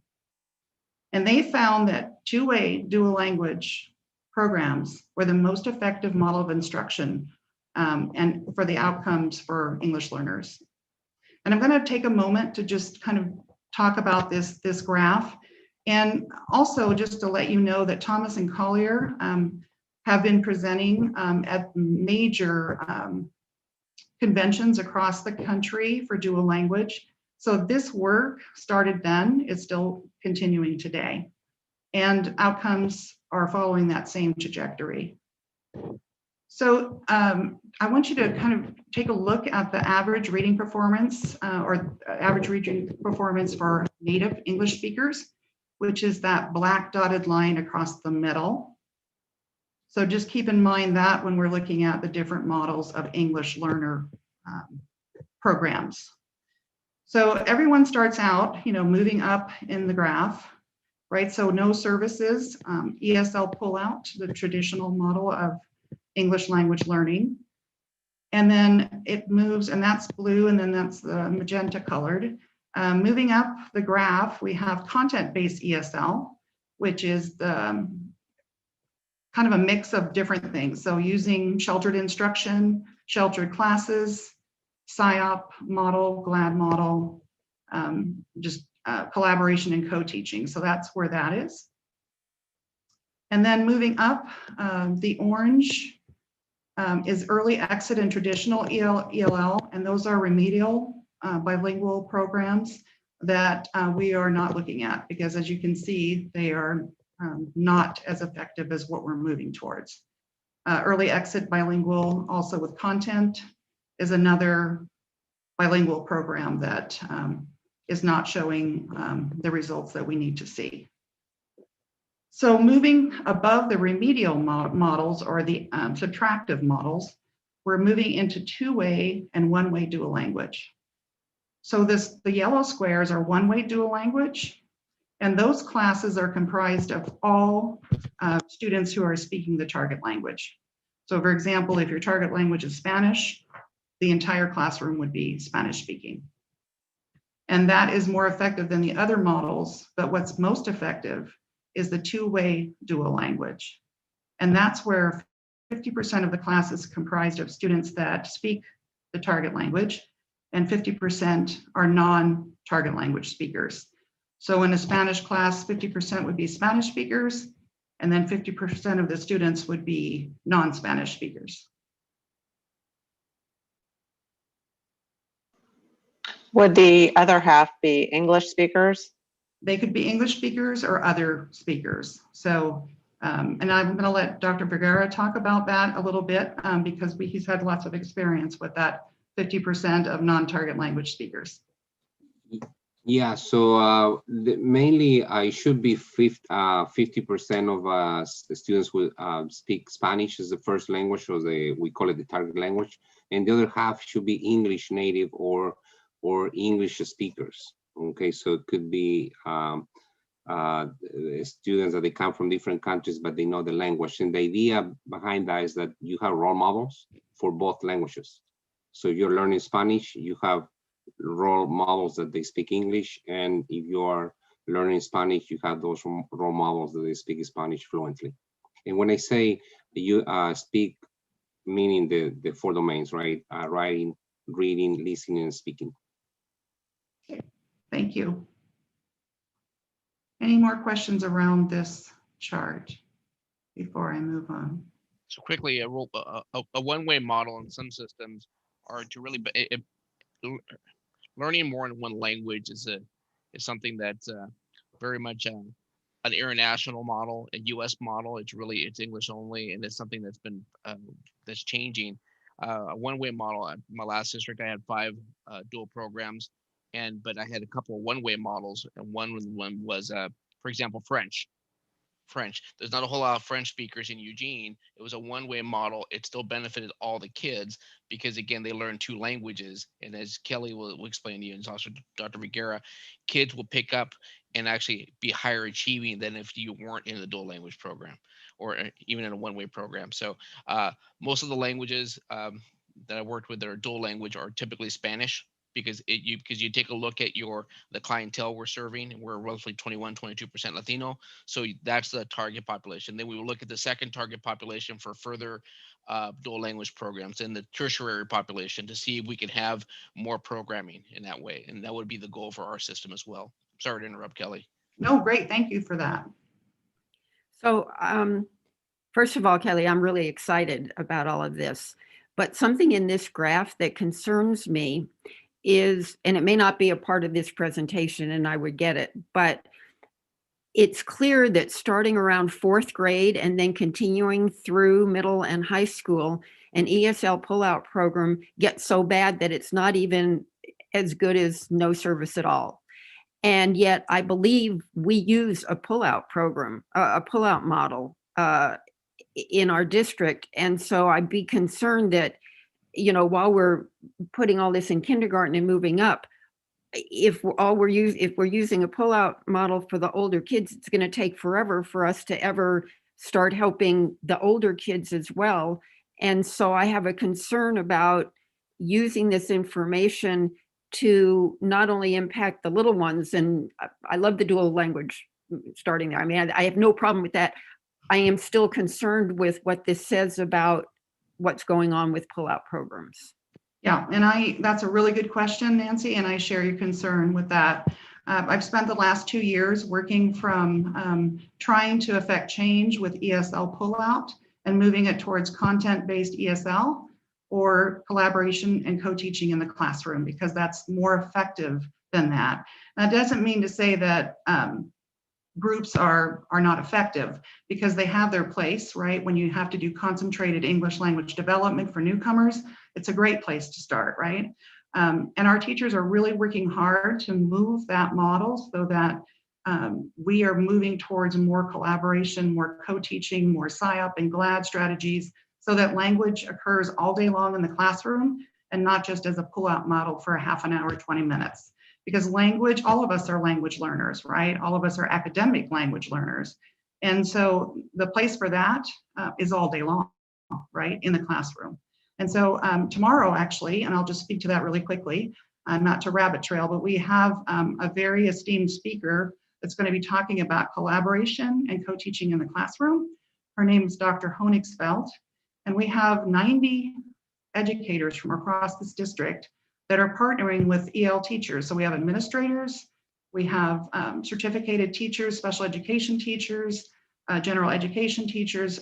We're going to be partnering with EL teachers to do this work, to move our model towards a more successful program. So thank you for that. And this is the work that we've been trying so hard to push forward. And then, of course, in our high schools, we have content-based ESL, right? We have sheltered English classes. A lot of our teachers push into content classes and really give that support right where it needs to be. So our district is doing a very good job just doing what's best for our kids. And Dr. Katims, love to have another presentation at some point just specifically on ELD and just with the board in terms of just our current practices and best practices, and we move the system forward. Love to have just a study session on that and I'll work with Dr. Kilgore and you on trying to schedule something. Perfect. All right. Next slide, please. So the benefits of dual language programs are many. Cognitively, it enriches and enhances communication skills. And that's what we're really trying to impart in our students, 21st century communication skills. It has a positive effect on intellectual growth. Learning a new language and transferring between languages gives you that flexibility in thinking and processing and listening, and increases your brain. And this is all from that work of Collier and Thomas. They have done some groundbreaking research on all of these things, as well as tracking progress. They also speak to the academic benefits of dual language. So it builds that solid foundation in language for college and career, that academic language. Lots of opportunities for our students, and they can compete in a multilingual world, because that's what we have. Students have a higher success rate versus English-only classrooms in dual language classrooms. So lots of benefits there. The next slide. So, and the social piece cannot be ignored. I mean, students in dual language programs have increased pro-social skills and really exercise cultural competency their entire educational careers. So they're ready for that global citizenship. And my personal favorite is that native speakers continue to stay connected with their families. If you're speaking the language and listening, reading, writing that language, you can still connect with your family. Your first language is not being replaced, right? Or it's not a subtractive program. Lots of student voice in the first language here, lots of honoring of the funds of knowledge for our kids, and then that global marketability and opportunity for all kids. All right, next slide. So just a little background about how long it takes to learn another language. And researchers agree, and this is Thomas and Collier again, and Jim Cummins, that acquiring academic language in a student's second or more language takes 5 to 9 years, versus conversational or second plus languages may take anywhere from 6 months to 2 years. And this is critical to remember when we talk about how these students in dual language programs move beyond the conversational language, right? So I'm going to be talking about that in a moment. And also there's more research about the length of time in dual language programs. For students to develop high levels of biliteracy and cross-cultural competencies, they should remain in the program for a minimum of 6 years. And that's why our state is asking us to have a pathway K-12 and committing to at least those 6 to 8 years. Right, next slide. So this graphic is really telling. This is put out by ACTFL, our Association of Foreign Language. It's an international association. And it kind of shows you the different levels of language, especially when it comes to language assessment, like stamp testing and that sort of thing. But if you'll notice, you've got everything from a novice, low, to intermediate, high, which is really not busting into the academic language realm very much. But yet our ELPA 21 assessment and the WIDA, soon to come WIDA assessment, we exit students out of the English Learners Program if they have 4s and 5s in all domains of reading, writing, listening, and speaking. But look at where they're exiting. They're exiting at an advanced low in English, right?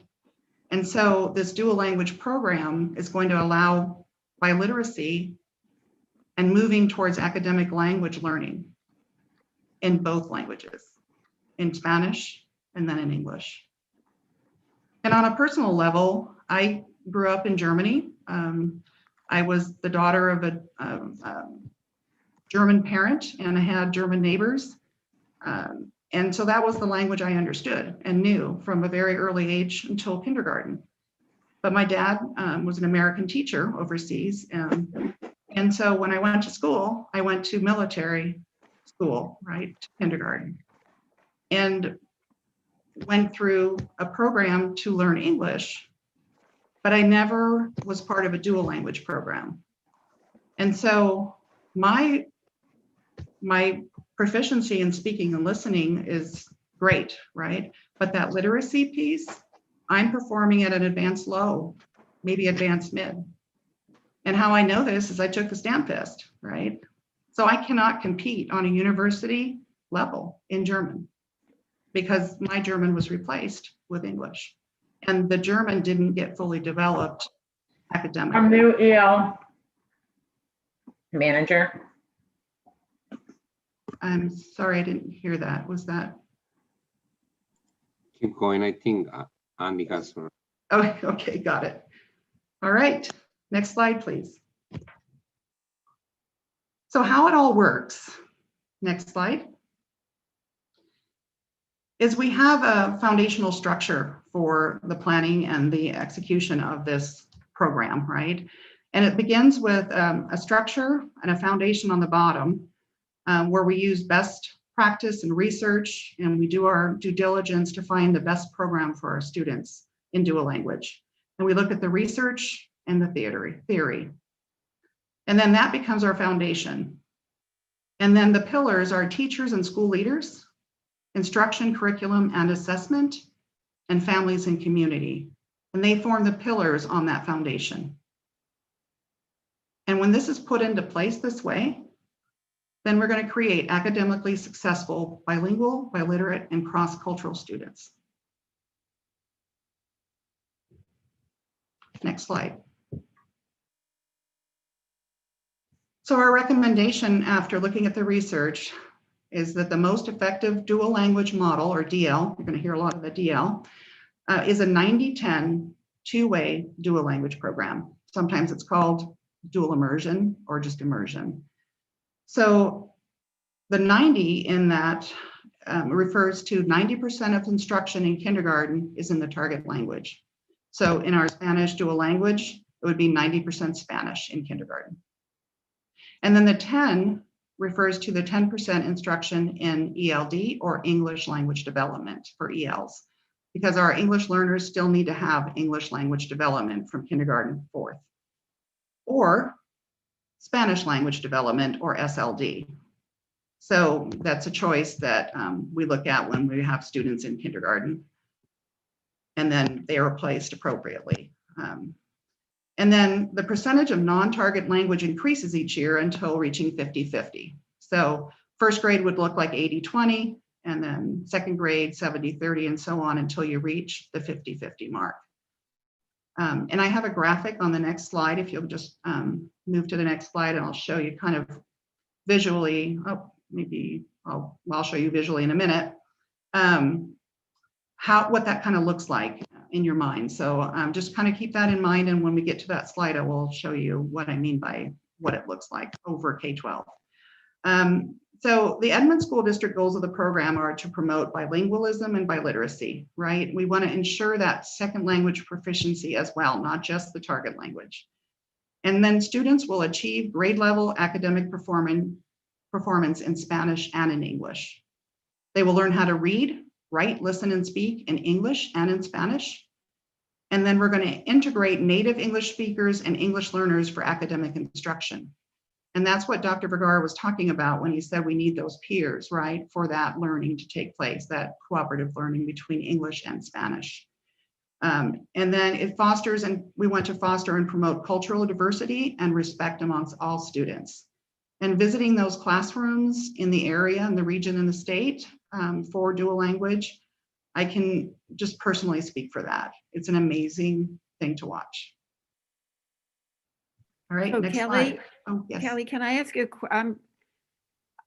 I had thought something when I first looked at this presentation earlier, and now I'm confused about something. Okay. Are we talking about a kindergarten classroom in this program being all Spanish speakers? No, it would be 50-50. So that's a good question. So there would be 2 kindergarten classrooms, and I'll go through that a little bit later. And each class would be made up of 50% Spanish speaking students and 50% non-Spanish or English-speaking students. And So when you talk, I'm sorry, when you talk about then the 90-10, is that for the Spanish-speaking students, they're getting 90% of their instruction in Spanish and 10% in English, but it's the opposite for the English-speaking students? everyone is getting the 90-10. So everyone in the classroom, our English speakers and our Spanish speakers are getting 90% Spanish. So and the 10% English speakers are getting it at 90% in as Spanish well. as well. Correct. What seems odd with that, and I guess you have research to say that it works, but our problem right now is our Spanish kindergartners, first graders, second graders are going into English only classes, and it's not doing well for them. They're starting out very well behind their peers who are English speakers because they are in English only classes with no assistance. And now we would be putting English speakers into a class that is Spanish only, essentially.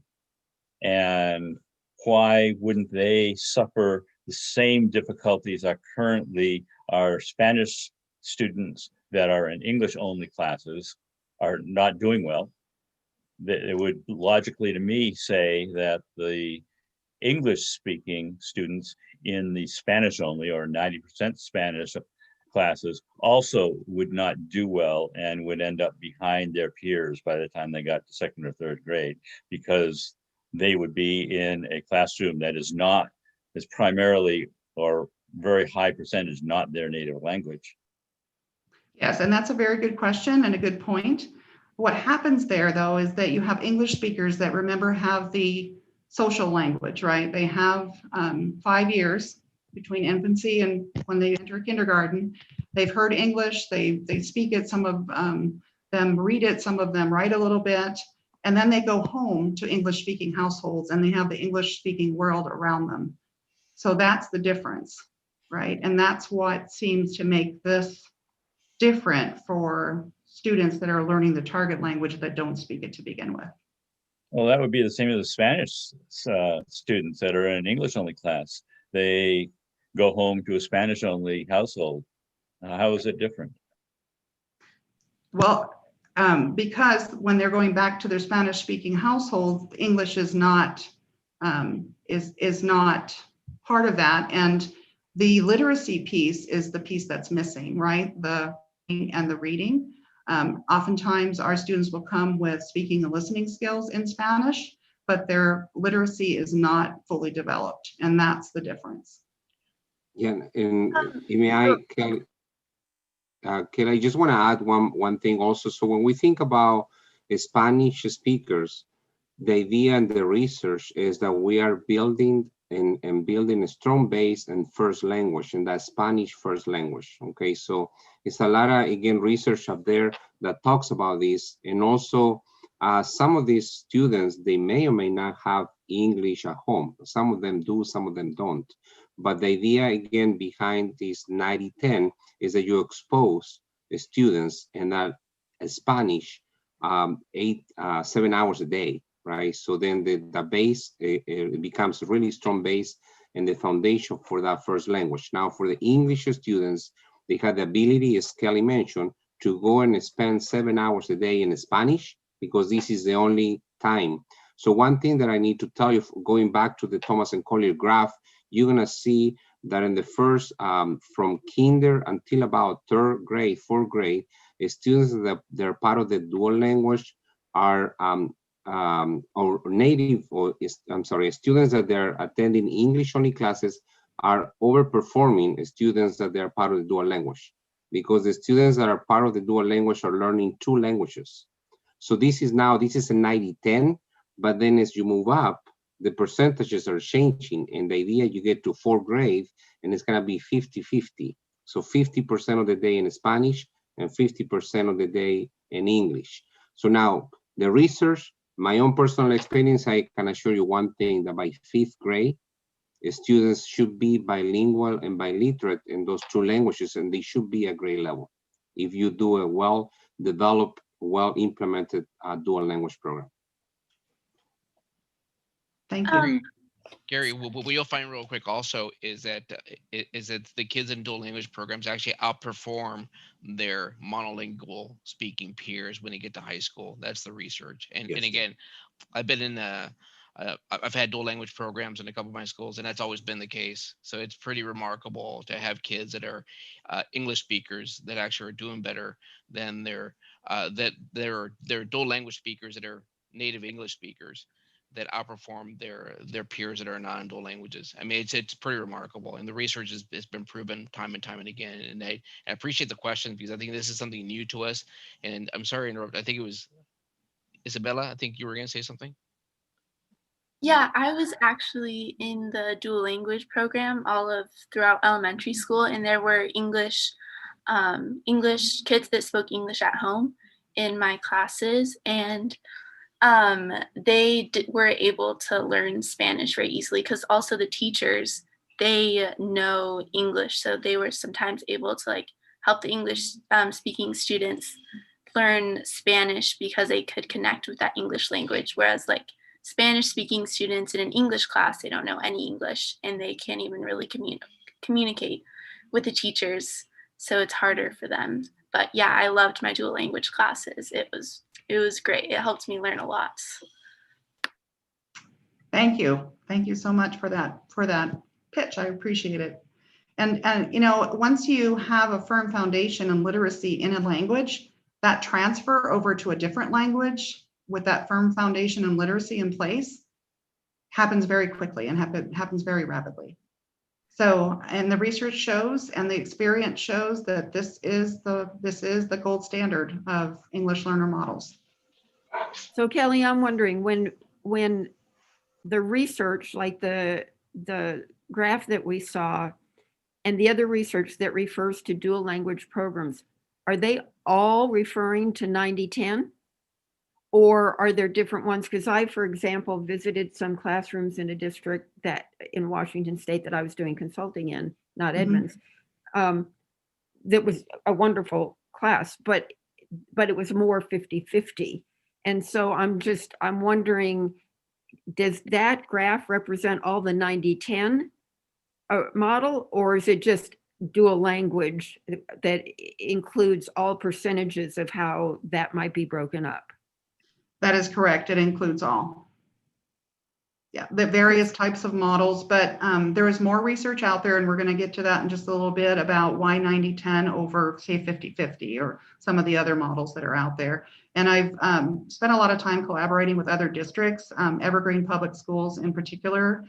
They're like in numbers, and they really put out some research and really helped me understand the difference and why 90-10 is really the choice. And Thomas and Collier also, after doing all of their work and their graph and their research, have also said 90-10 is the way, the best dual language program.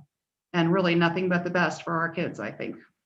Well, I look forward to seeing that research that's specifically for 90-10, because now I have a whole new understanding of what this information is about. You bet.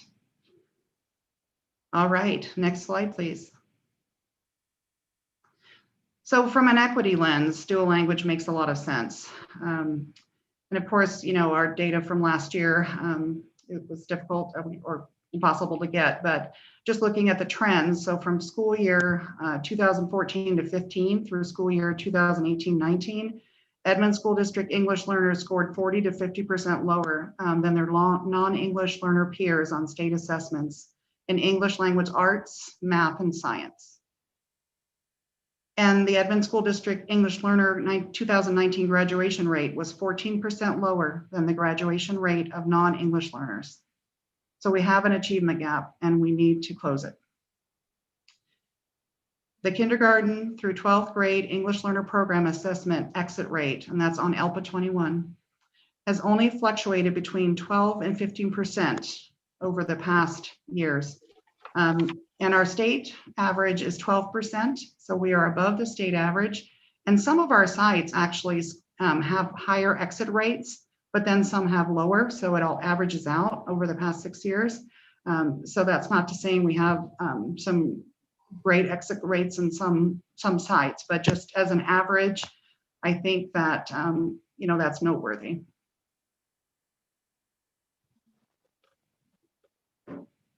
Okay, next slide.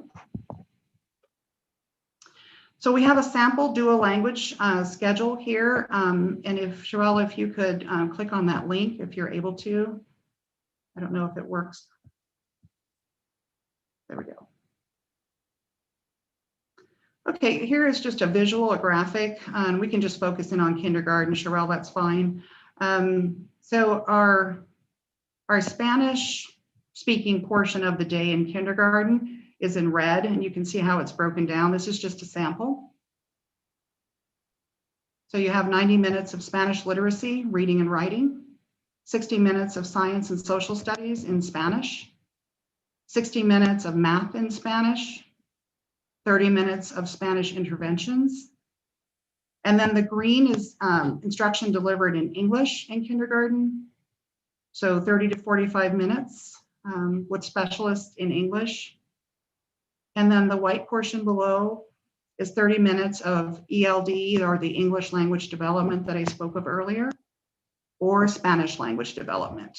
And then again, if you're an English learner, you are getting your 30 minutes of English language development.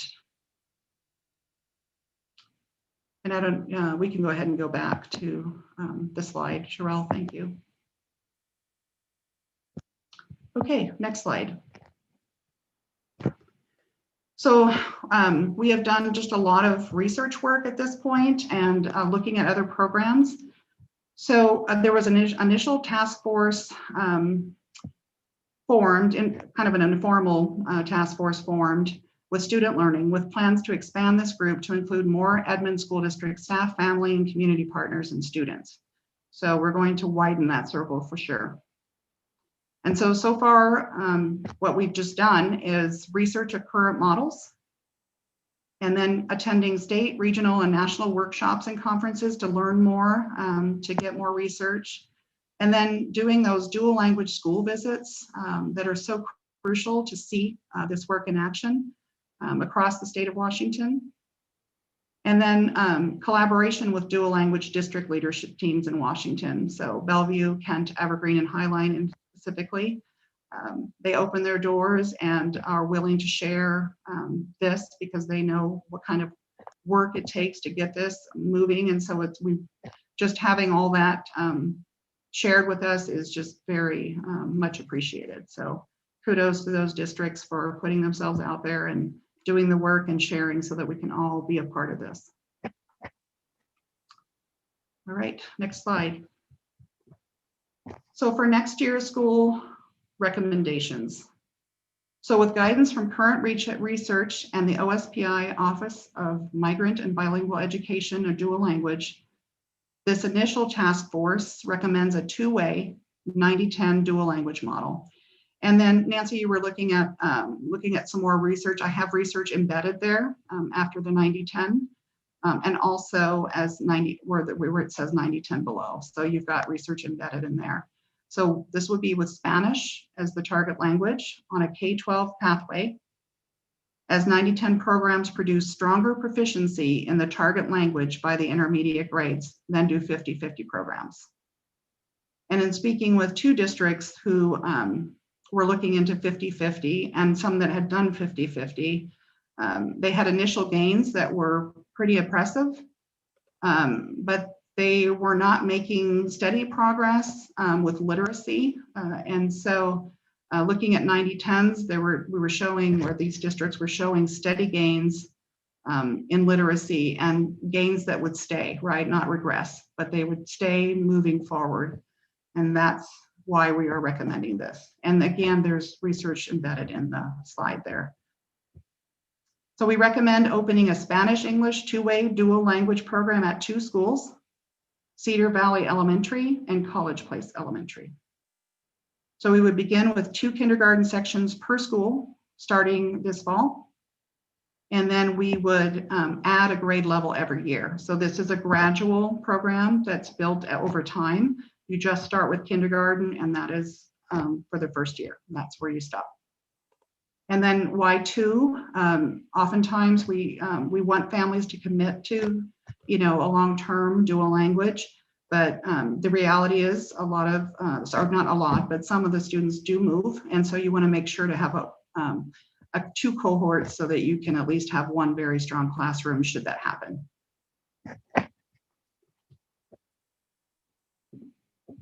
Okay, next slide.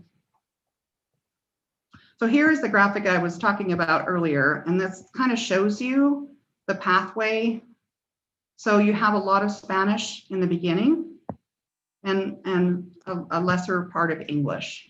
And as you progress through elementary school, then you have more English, less Spanish, right? So 6th grade, you have mostly English and then part Spanish. And then in 8th grade, more English and Spanish. And then when you follow this pathway, these students are bilingual, they're biliterate, they're eligible for the state seal of biliteracy at a very high level. Many take AP Spanish, get college credit. They are truly biliterate when they graduate. Kelly, can you speak to the seal of biliteracy a little bit in terms of what that provides a student? Yes, so students can take a world language test. And this, if they, and I think I showed you that ACTFL graphic where it showed the different levels, mid and novice and all of that. Students have to score, I believe it's a high intermediate or higher to be able to get and earn the seal of biliteracy for the state of Washington. And it's a special recognition for our students who are bilingual. It's just a really great thing to have. Colleges recognize that. It is just a real affirmation of the work that students go through in their dual language path to be able to earn this. And again, I think we have the Avant testing in this district for world language testing. Some districts use others. There's 5 or 6 that Washington has approved. But if they score at a certain level, and remember they're scoring at an academic level in Spanish for this particular example, then they can earn that seal. And Kelly, am I correct that those students also can receive credit for like Spanish credit as if they had taken a course like competency-based credit, particularly students who might be credit deficient? I think I will defer to Victor about that one. He had dual language at a high school level, so I'm going to go ahead and defer to you. Yeah, so students, when they, and actually a lot of districts right now, they're offering these tests starting at the middle school, so students can earn high school credits in foreign language or in Spanish language. And also some universities right now, they're also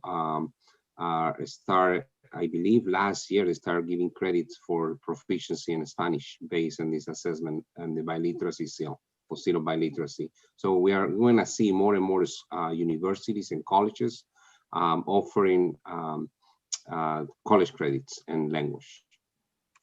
We have a very robust world language testing program and a significant number of students each year that earn competency credit through that program. And we can get those data for you.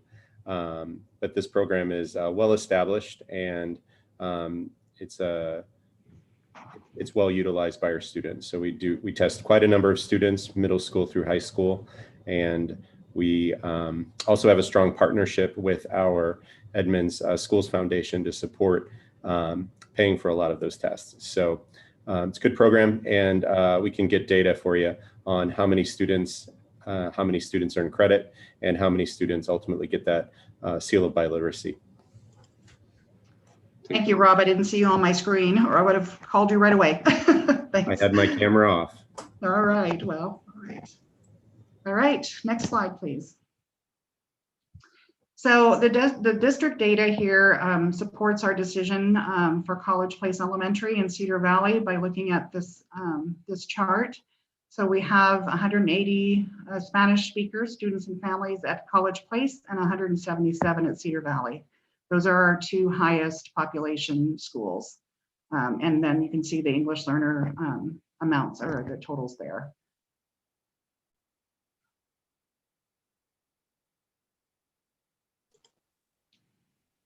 Okay, next slide. So we're beginning this journey. So I proposed this at Cabinet and got a lot of support there and approval.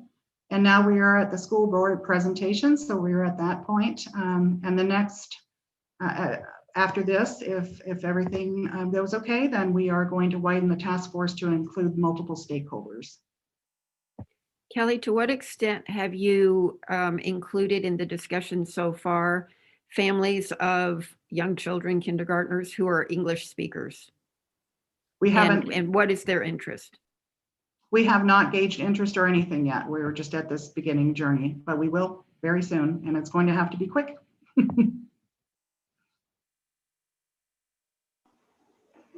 I have just a couple of questions, and I'm sure that some of them may not be answerable, but are things that your task force might address. I am really concerned about the ability to staff a program like this.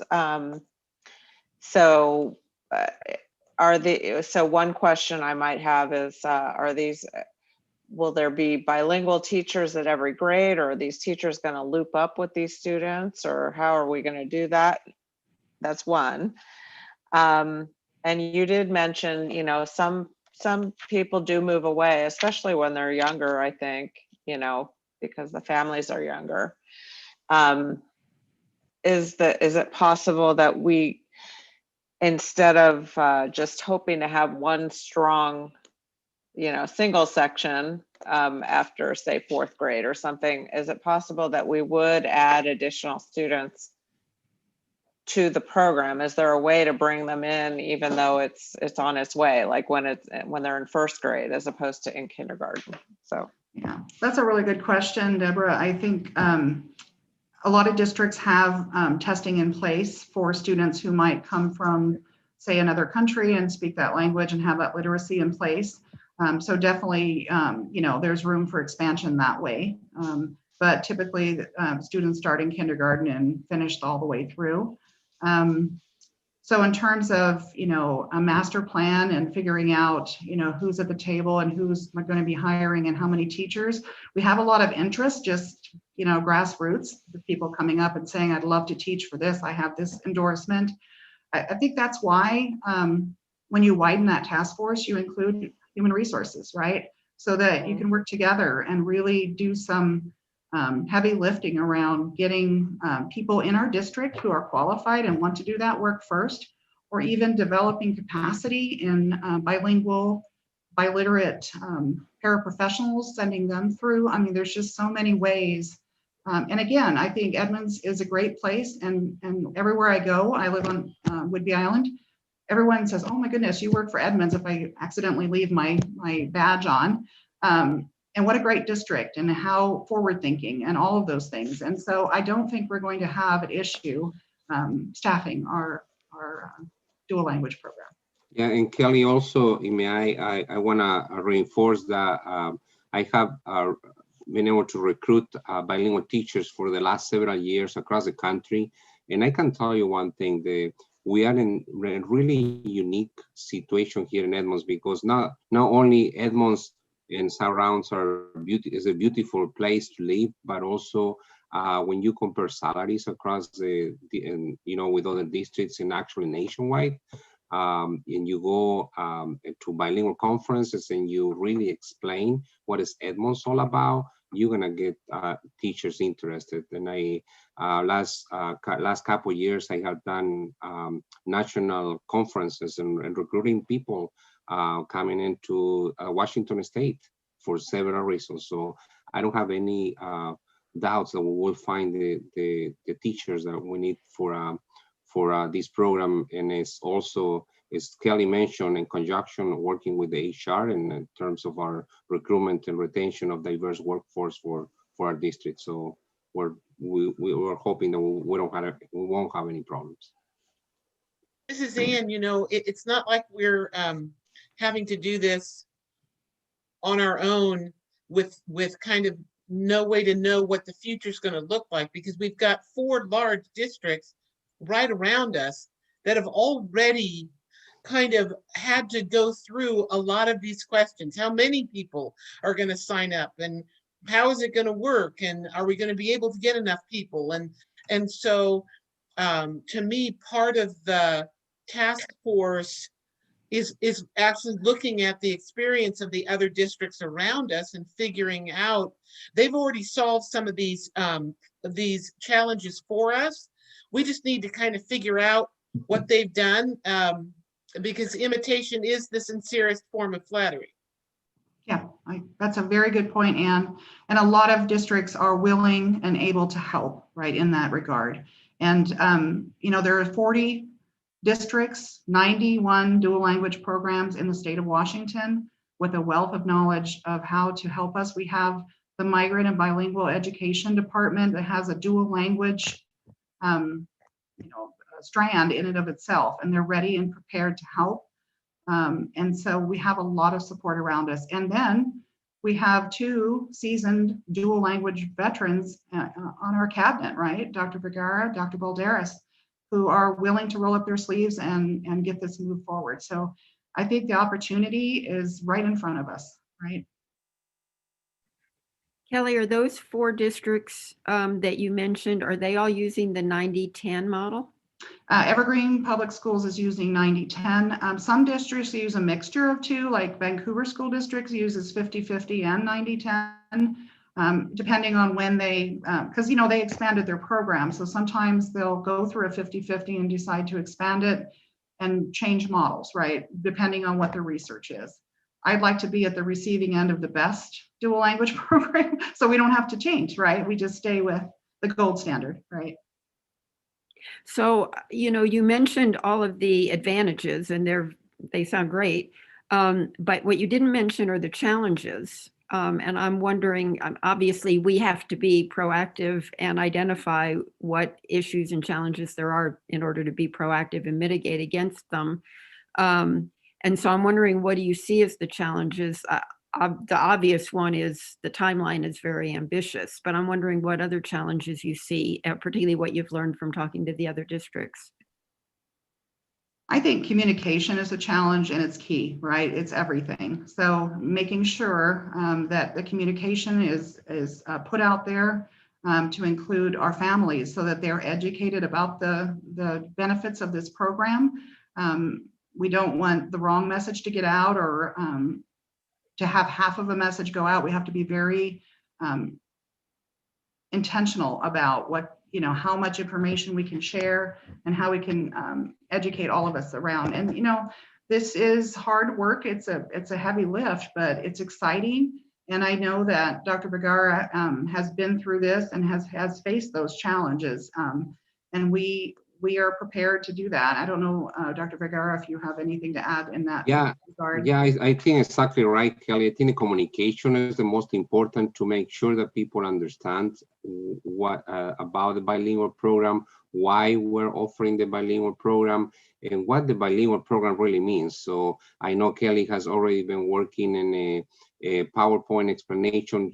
She's going to have in her department several informational nights where she is going to be talking about really more and specific about the dual language and information that she's going to relate to parents. But in terms of challenges, Nancy, I believe, again, communication.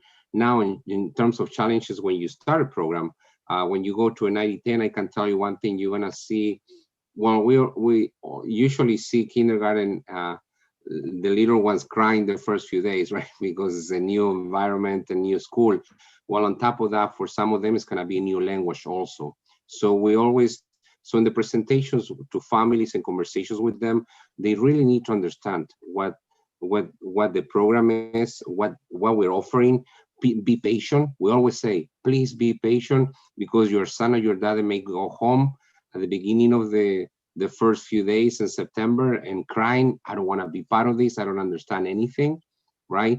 But then you're going to go through this curve, and then you're going to go up to one point where your son or daughter is going to go home and it's going to start speaking in that target language, or it's going to start singing songs or counting right? And that target language. So that's the beauty of the program. So it's a process. And we always talk with parents to really work alongside with us and really being open to communicate with us.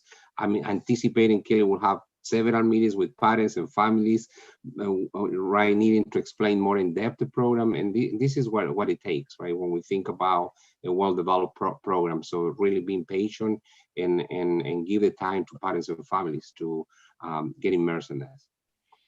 So I would, go ahead. I'm just wondering, what I'm thinking of, for example, you could have I'm thinking about families who might be interested that are English speaking.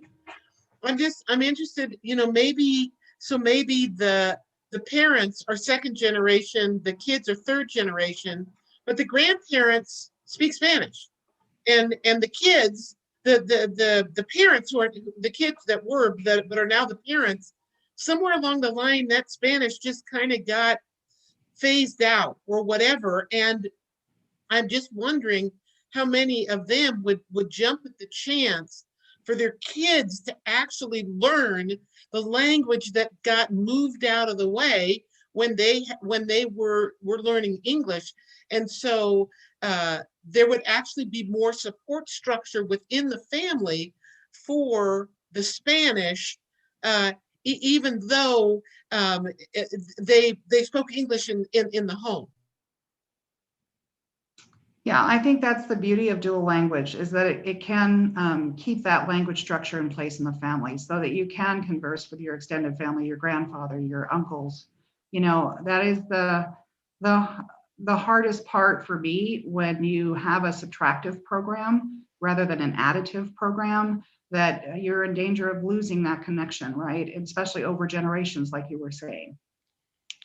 So the two biggest issues I've seen in terms of dual language programs, of the programs I've created and been involved with, have been with the true 50-50 model, finding 50% that are they're truly bilingual, and actually trying to make sure, because there's usually a large amount of folks that want their kids to learn another language, making sure it's a right mix. And we've had to rearrange boundaries. I've had busing before.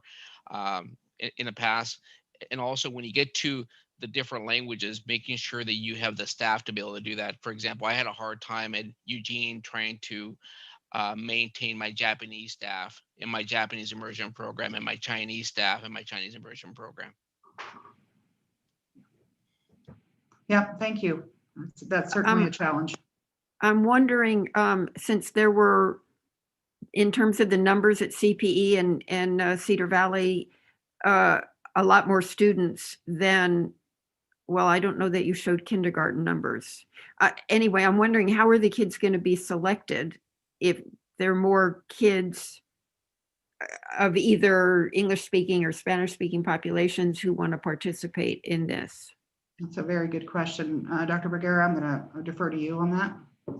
Yeah, so Nancy, well, number one, you're hoping that you cross fingers that everything is going to work out. So in my previous, I want to share with you that this is the fourth district that I had the privilege of starting a dual bilingual programs. And in my previous district, we had that concern.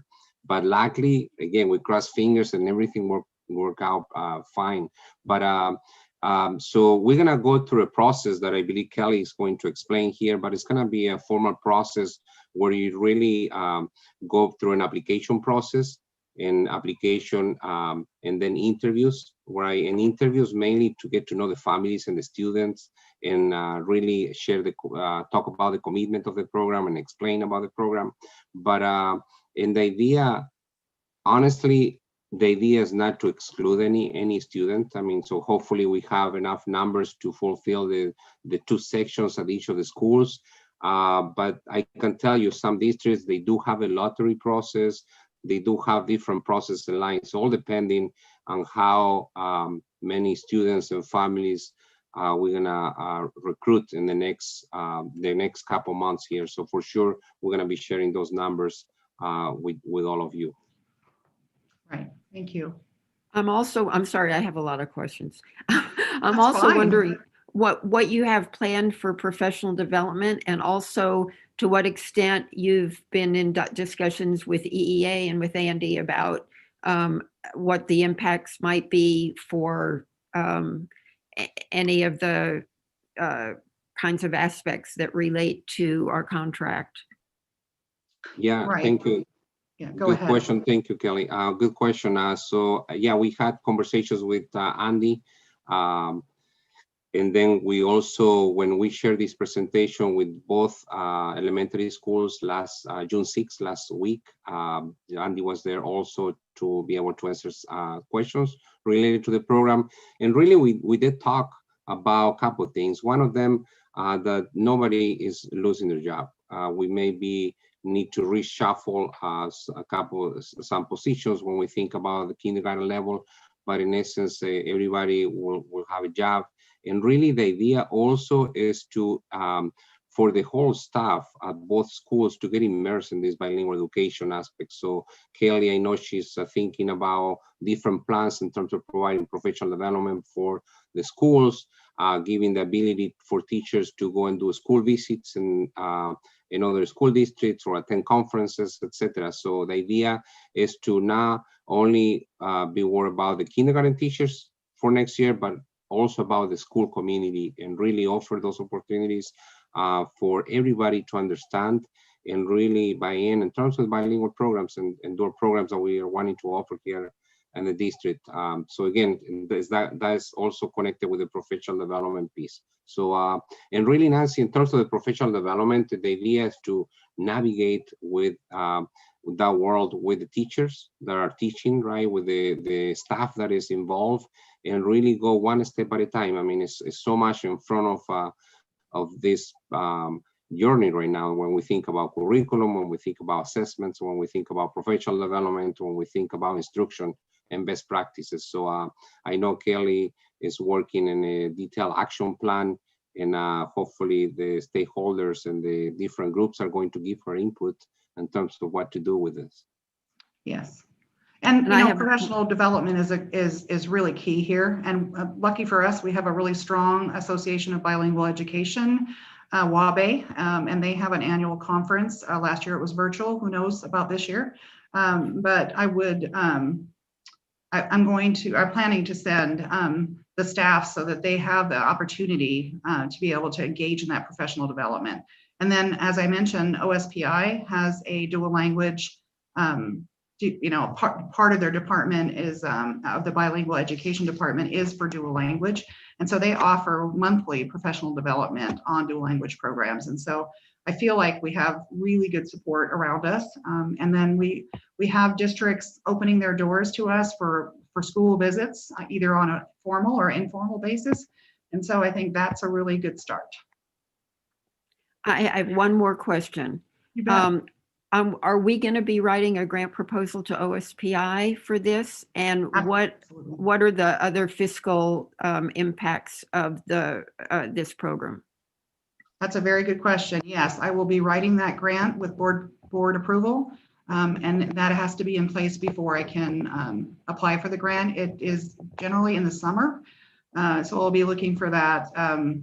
And I know that OSPI is excited for us to finally apply for that grant. So we'll be doing that this year and every year afterwards to sustain the program. I asked the bilingual education department at OSPI if they had any research on how much more it would cost per student to have them in this sort of program. And the answer from OSPI was about $130 extra per student per year. So I'm sure that's an average, and I'm sure it's a little bit more or a little bit less depending on where you are, but that is what they gave me for an average. Yeah, and I do want to say that it's an average because, Nancy, many of the programs and materials that where we use currently, they're already offering in Spanish also. So it's a matter of talking with the different companies that we work. But I know they do have, many of them offer Spanish versions of the same materials or are really directed to bilingual programs. Yeah. And to what extent would the grant cover those costs? The grants usually, it just, I don't know, I'm in my brain, I have a difficult time really separating and talking about $100+ per student, because I have not really seen that in terms of my previous experiences, and really saying, well, the dual language students spend more money. I have not seen that yet. So I'm not sure where that exact amount comes from. I would like to speak with OSPI and learn more about that. But in terms of the grant, really the grant covers professional development. Number one, professional development for our teachers and future teachers. Some school districts also, they're using the money to spend and grow your own possibilities for thinking about future teachers, maybe paraeducators, even high school students that they want to become teachers, and really providing some scholarships and that kind of stuff. So different ideas, but really thinking about the professional development and the teachers and how to help develop your own, grow your own program. I think because we're recommending Spanish is our target language, so many of curriculum materials are already, like Dr. Vergara was saying, are already offered in Spanish. So working with student learning to make sure that those materials are ordered for that program, right? This is Anne. A couple of things come to mind for me. Right now, it's a formal request from OSPI to have this in place by 2030. My suspicion is as we get closer to 2030, it's not going to be a request. It's going to be a direction. And so to me, this isn't something that is, gee, it would be nice if. It's something that we need to prepare for.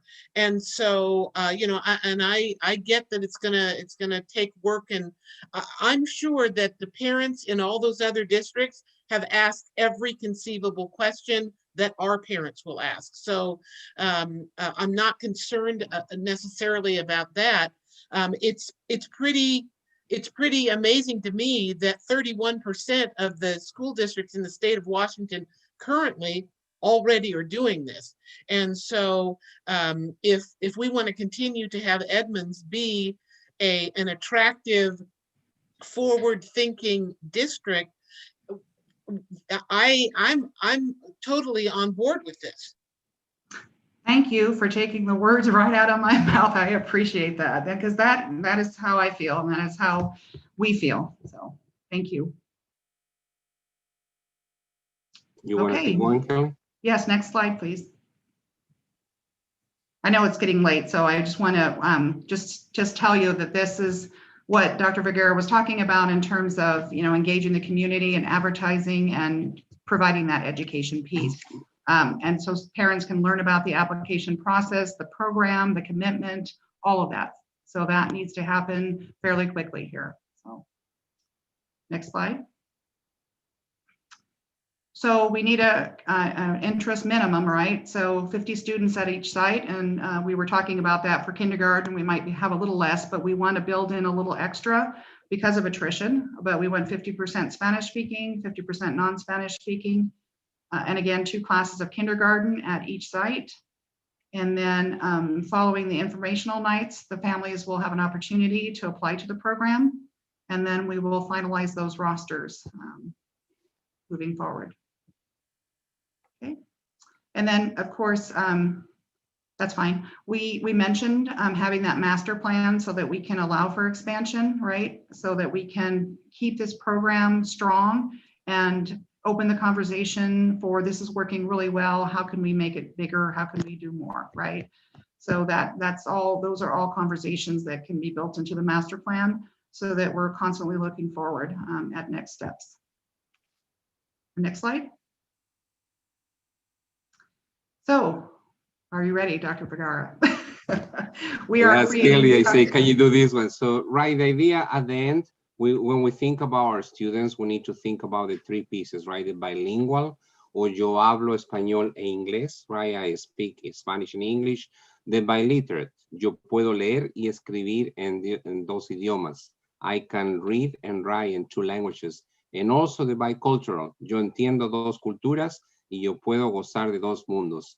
I understand 2 cultures and I can enjoy 2 different worlds. So with that, next slide, please. And really thinking about, next slide, please. Really thinking about the superpowers of being bilingual. I'm waiting for the next slide. Sherelle. There we go. There you go. So the really, when you think and you look across the nation, even international around the world, right? The idea that having a superpower when you are bilingual, right? And here is some data and some more information about what that really means. So thank you again for your time, and I'm not sure, I don't know if you have any more questions. Thank you. Thank you so much. Thank you very much for your report. I would like to recommend a 5-minute bio break for our board, and we'll reconvene at 9:08. Sounds good. And this is I'm so excited about this language program. I can't wait for the next Oh, that's steps. awesome. Thank you, Karen. Kelly.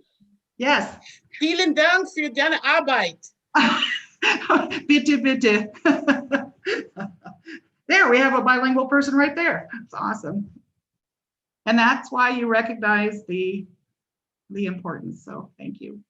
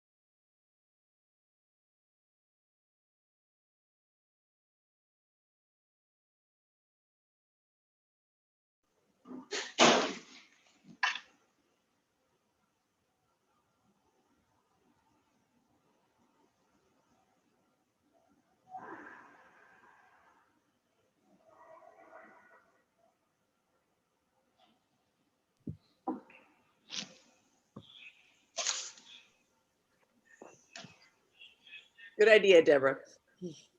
Thank you. I apologize. I love this slide that's up there too. Me too. That comes from So- Dr. Cara. Where's I it don't come know if from? we're all back yet. That comes from Victor. That's his slide. Well, I borrow from somewhere. Yeah, we all borrow. Yeah, that's okay. Okay, but good idea to steal that.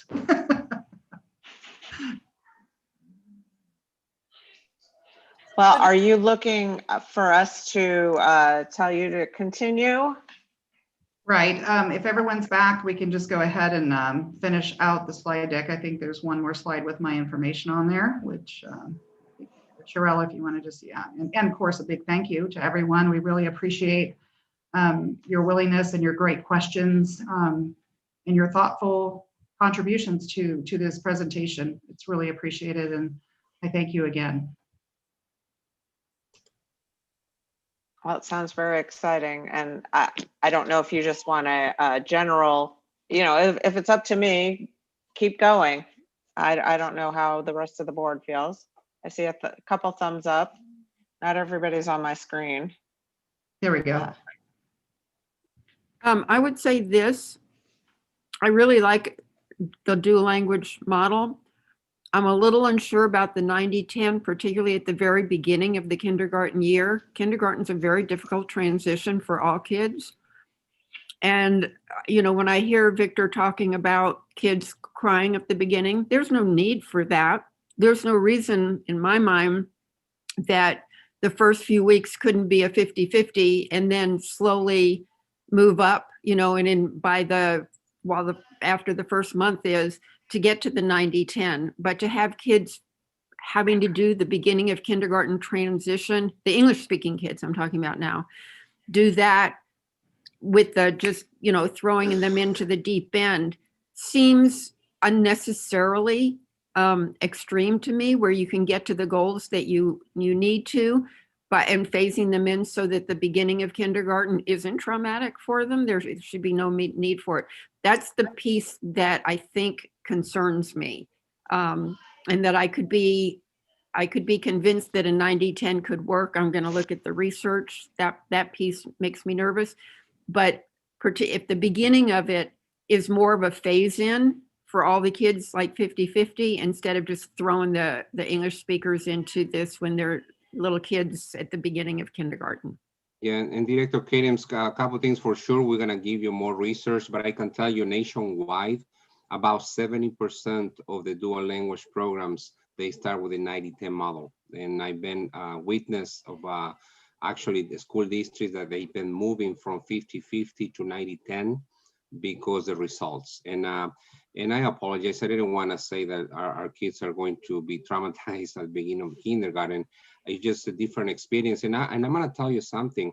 Think about our more than 3,000 students that they are Spanish native.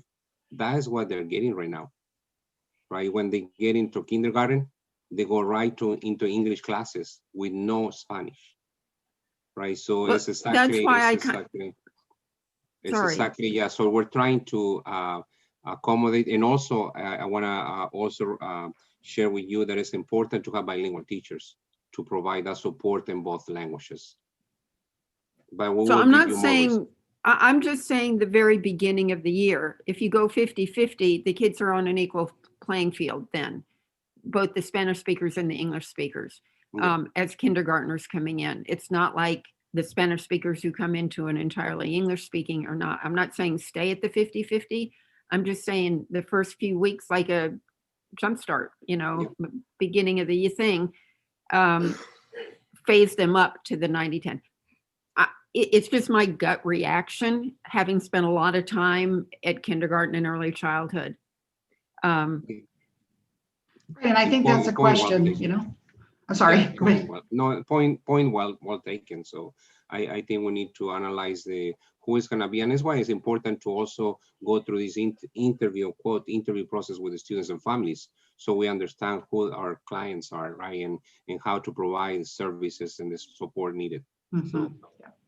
And also, I know if things clear up and we can get out and get into schools, I would love to extend an invitation to this board to do a dual language visit in the area. I think that would be really educational and informing, and that we could talk to school leaders about the very things that all of us are concerned about in various degrees, right? So I think just learning from others that have come before us that are really close in proximity would be a really good way to kind of help our task force figure out how we roll this out in the most successful of ways. Kelly, I'm ready for a road trip whenever we can get out. Right, as soon as it's anywhere. Okay, yeah, I mean, Let's go I anywhere. would go, I would go. I see a lot anywhere. of thumbs up. Okay, you're on. Let's do it. I just want to make sure, Gary and Nancy, are you in favor of having them continue to explore this? Yeah, I'm in Yes, favor of Nancy? letting them continue.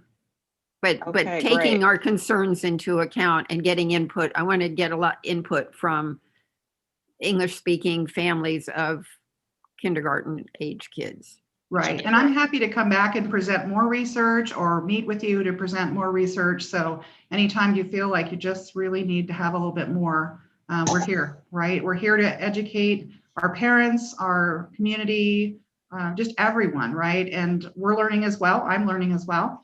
And I'm going to lean on the expertise of our in-house consultants, right? Dr. Vergara and Balderas. So I feel like this opportunity is going to be great because we'll do a lot of learning and we'll do a lot of deciding and a lot of research. So it's just a challenge that I know we'll just navigate through that. So. Thank you. Okay. Next, we have some new business. Excuse me, we have some policies.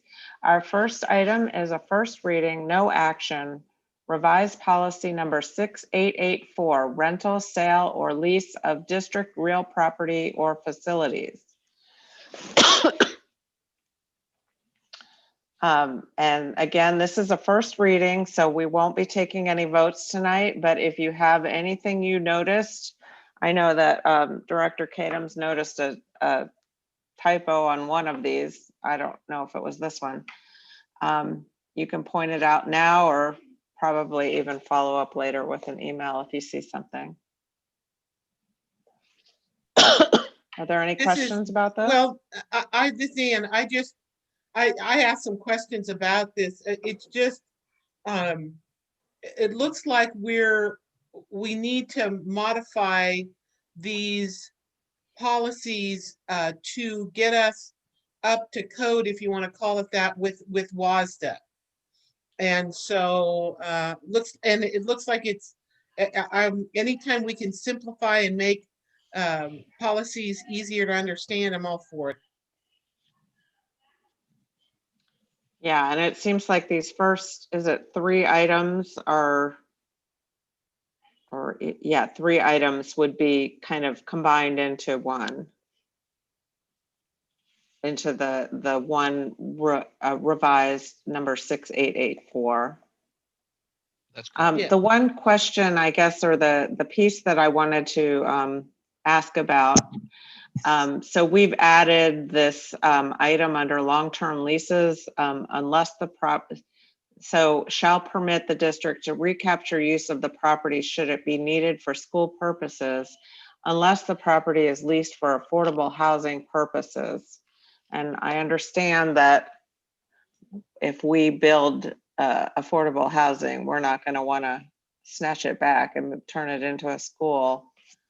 But I guess my question would be, I'm not sure if I have a question. Does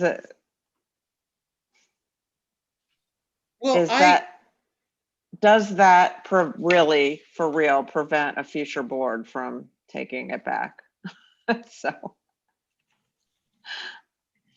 I can answer that question. The policy in itself is one compliance monitoring tool, but any future ground lease would have that provision within the ground lease. And so it would be a contractual violation if a future board broke the terms of that ground lease. So the policy gives us permission to write a future ground lease with this language included in it. Well, so that's my understanding, you know, the first part of that, the permitting the district to recapture use of the property, I assume is written in our current leases, short term, you know, I don't know, that's language that we've used. And in the case of if we do end up leasing some property for, you know, for the affordable housing project, that would be then that would be written differently, that we would write in there that we can't take it back, or it just wouldn't, nothing would be. It would be written so that it would be noted that we don't have a right to reclaim that property during the terms of the ground lease. And I think we need to discuss this one a little bit more, because it's a big deal for us to rescind any of our rights to reclaim. I mean, I understand where we're going, but I think that I understand where you're coming from, Deborah, and I get, but. So maybe a little bit of background. The reason that WASDA updated this policy is because historically the districts have always had a right to take back the property. And usually that's if we had a lease, say to a youth organization for a field, they don't have any guarantees that they're going to use that lease, you know, that lease longer than, you know, a shorter period of time. So the law is now that you take back that property, but now we have an exception where we don't have to take back that property if it's used for affordable housing. Okay, so that's in state law. Yes. Okay. So it's kind of just a coincidence that this rewrite that is being recommended by WASDA actually dovetails with our recent discussion about the weird little triangular piece at Cedar Valley. In other words, this rewrite and all of this is not directly because of that, but it does, but it kind of provides us with some clarity about if we go ahead and do that, what that means. So I just thought it was, that's why I asked my question, my written question, because I just wanted to, I wasn't sure of the timeline on it, but it sounds like it's coincidental. It is a true coincidence. But that is one of the reasons that it's one of the first group of policies that you're reviewing, is that I put it earlier on the timeline once I received WASDA's written language.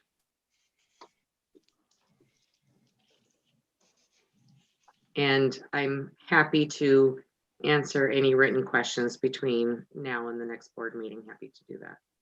I think so, because I mean, these are just WASDA recommendations, right? This is not, we don't have to put this in if we don't want to. So I think, correct? Correct. However, the RCW would prevail in any. Well, let me say that differently. We could choose to have a long-term lease that does give us the ability to take back the property, for lack of a better word. So you're right, this would say that we never would in any situation with affordable. Right. I can see, my concern is that while there may be a good intent to provide affordable housing on some property, and we enter into good intent, there I can envision situations where if it is not, where something may not the whoever is managing the property may not be doing it in a method that we align with. And if we have no recourse, it makes me very concerned. And so, but we can talk about this more and have some written discussion, I think. And we also have a retreat next week, right? Happy to do that. Yeah.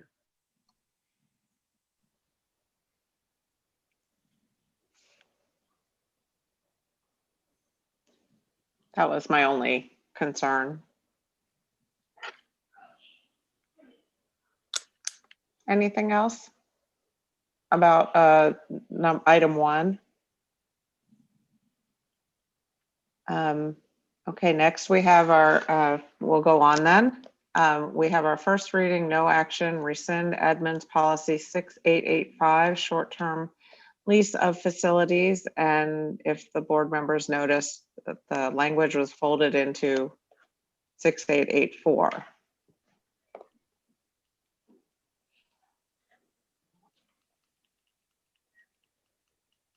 Any discussion or questions? Okay, next item number 3, new business, first reading, no action, rescind Edmunds policy number 6886, revenues from the lease or rental of surplus real property. Also was folded into the revised policy 6884. Any questions or comments?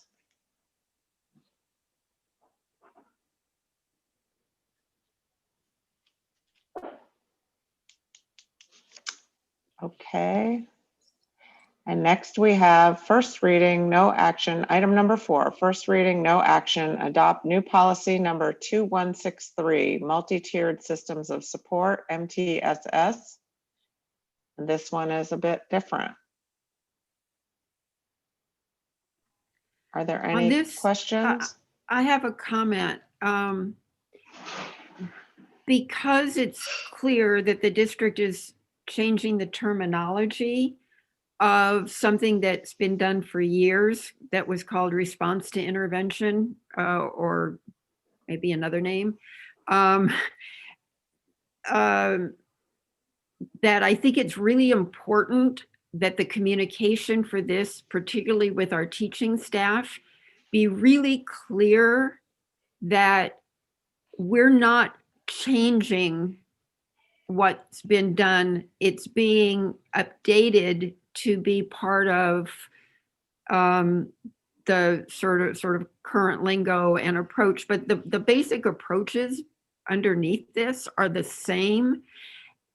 And I'm saying this because after being in public education for however many decades that I've been in, I know that teachers start rolling their eyes when there's a new name for something, and it's like, oh, just another fad, or, you know, this too shall pass, or whatever.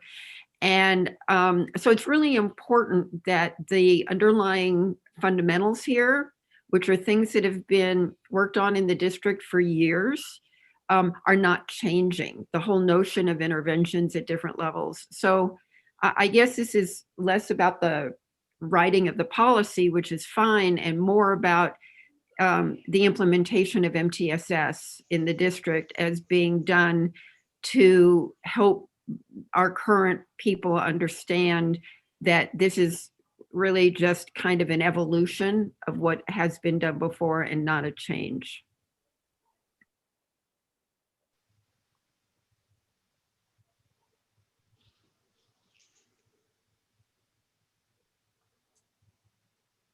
This is Anne. I don't see on this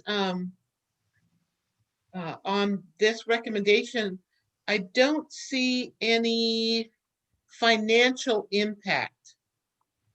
What would be the financial impact on this?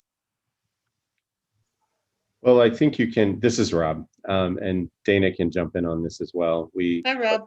partnered a bit on this one.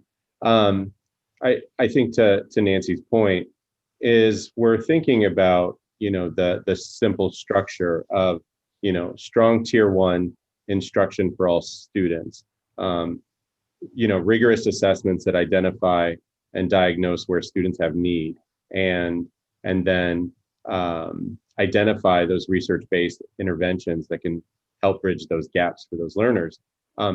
That's not different than what we're trying to do. MTSS really puts much more of a structure and much more intentionality in that work. And so there are potential budget implications. So for example, if we identify that there are a set of research-based strategies that require some training and curriculum, then we would be responsible for providing that. And so, but I don't see those budget implications outside of, one, what exists within budgets to be responsive in those ways. And then additionally, when, we are in cycles of improvement, we're also going to, not improvement, excuse me, cycles of curriculum renewal.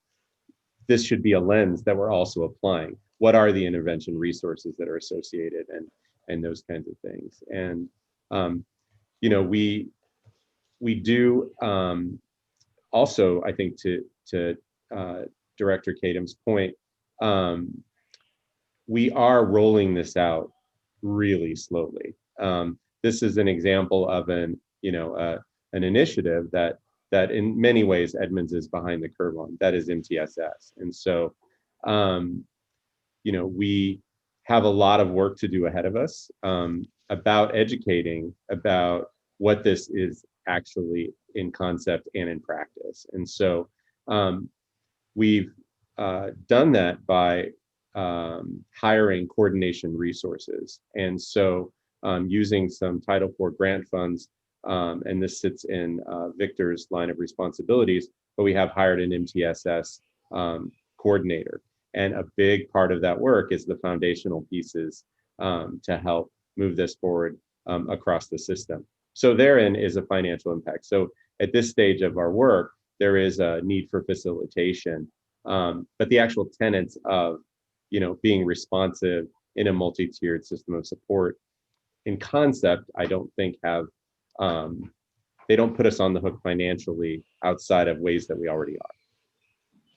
And I would just add a small piece in really robust systems that have been implemented well. It's actually the flip side. It's a financial win because you don't have overqualifications for special education. As you know, the cap for special education funding, right? We don't go over that because we've intervened prior to, we aren't overqualifying kids. We don't hit above that state threshold of 13.7. So there's all of those pieces. You're not serving kids without getting funding. So the idea is incredibly, to Rob's point, an incredibly robust tier one and interventions even at that tier. And then less referrals to special education and really only identifying kids who truly have a disability and need specially designed instruction. So the question I had about the student success manager position I saw, that is this individual that was, that's been hired via the Title IV funds? That's correct. Yes, yeah, that's correct.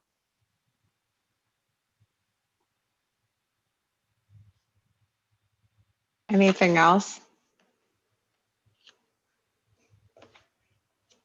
I'm wondering, Dana, to what extent, because I know we were together on a team that was working on this through a state grant and support. Is that still alive? It is. That grant is really, really small. And Nancy, we're the only members of the team that are left, I think. But I think Rob maybe too. But yes, that was a very small grant. It was more about the PD around that. So working with our new MTSS coordinator. And then, yes, that's the IPP grant. So yes, more to come on that. And we'll build our team again, Nancy.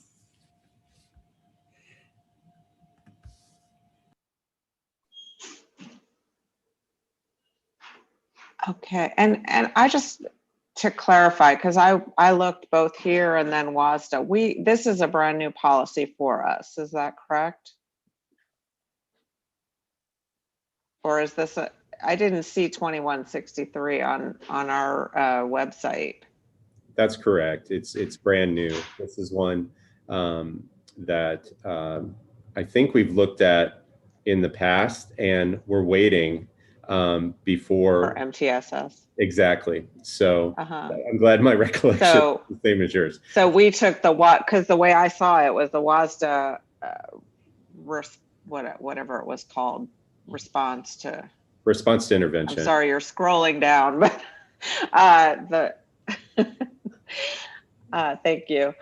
We took that one and just revised response to intervention, and we just revised that with the MTSS language. Is there a reason why we didn't yet take their procedure, or are you looking at that?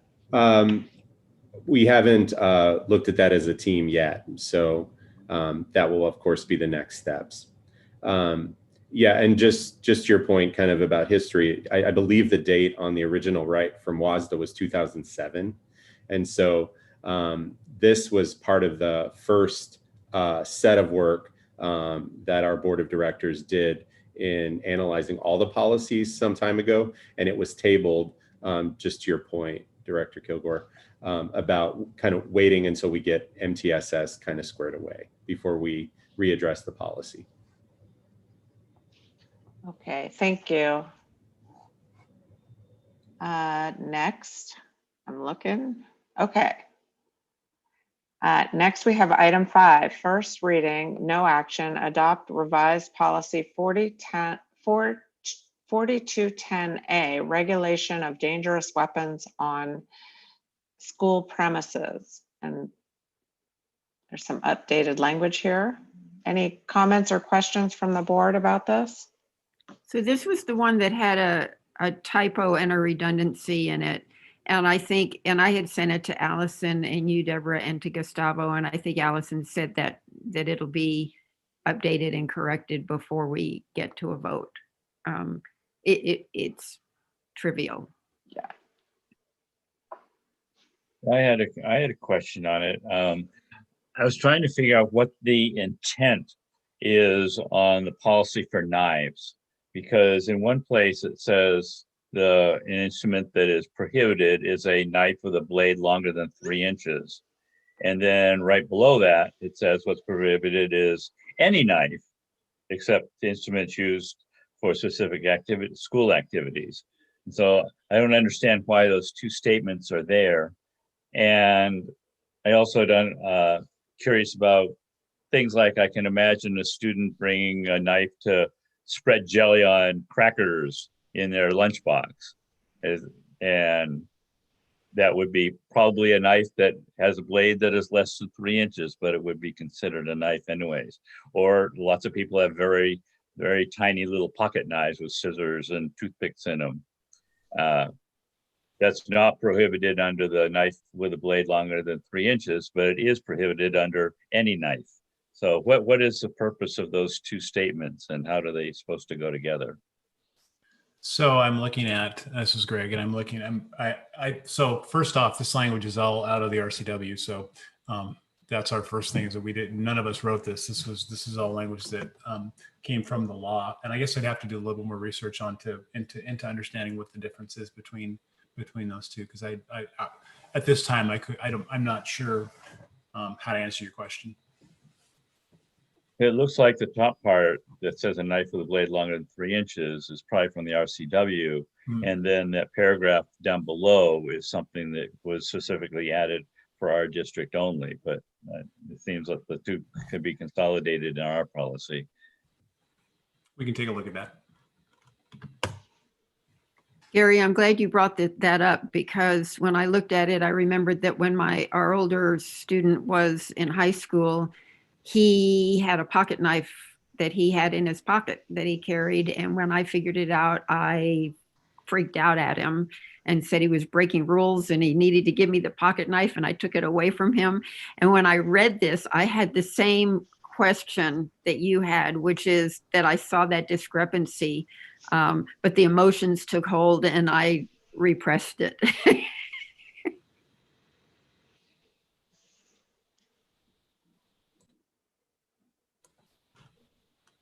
Yeah, I don't know where the board stands. I personally think it's okay to have a pocket knife, but maybe not.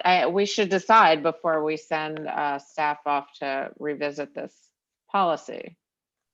I think what I would recommend is us looking into the purpose to this and see if there's a legal standing behind it that's beyond our board and it's actually law, and then come back to the board. We can send something in a memo. A lot of times it's with knives has to do with intent. And so the intent, again, to Director Noble's point, if a kid goes fishing with the parent, comes back on a Monday and they're in second grade by accident, that's again, what's the intent behind it? So Right. I would recommend we get more information, send it to the board, and then have a broader conversation at the next meeting. Sounds good. I think I would add too that the converse of that, as Dr. Balderas just shared, is that there may be a situation where a student brings something that doesn't fit any of those definitions, but uses it in a way that, without having this in our procedure, would not allow us to be able to address it in the way that we want to. So I think this is the other side of that statement is also true, that there are situations where students bring these things to school and use them in ways that, what if we don't have this in the policy to give us that ability to make that determination about about the intent behind what the use is. But I also think that our administrators have to have judgment and the ability to make judgment calls. And I think, I went camping this weekend and I forgot to take my knife out of my backpack, and as very different than, I used a bladed weapon that maybe doesn't fit any of those descriptors in a way that, could have been intimidating or harmful to another person. So.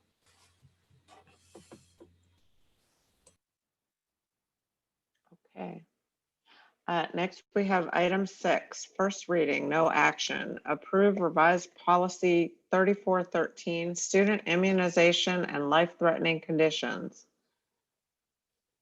Any comments or questions from the board?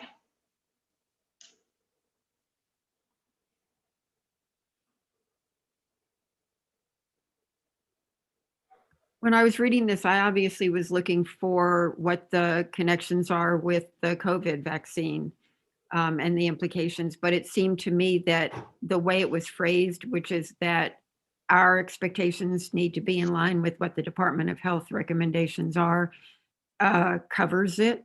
So it's sort of what the expectations are from the state would be our expectations. Am I correct about that?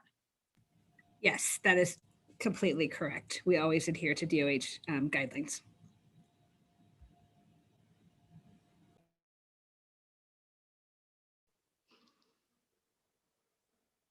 Okay.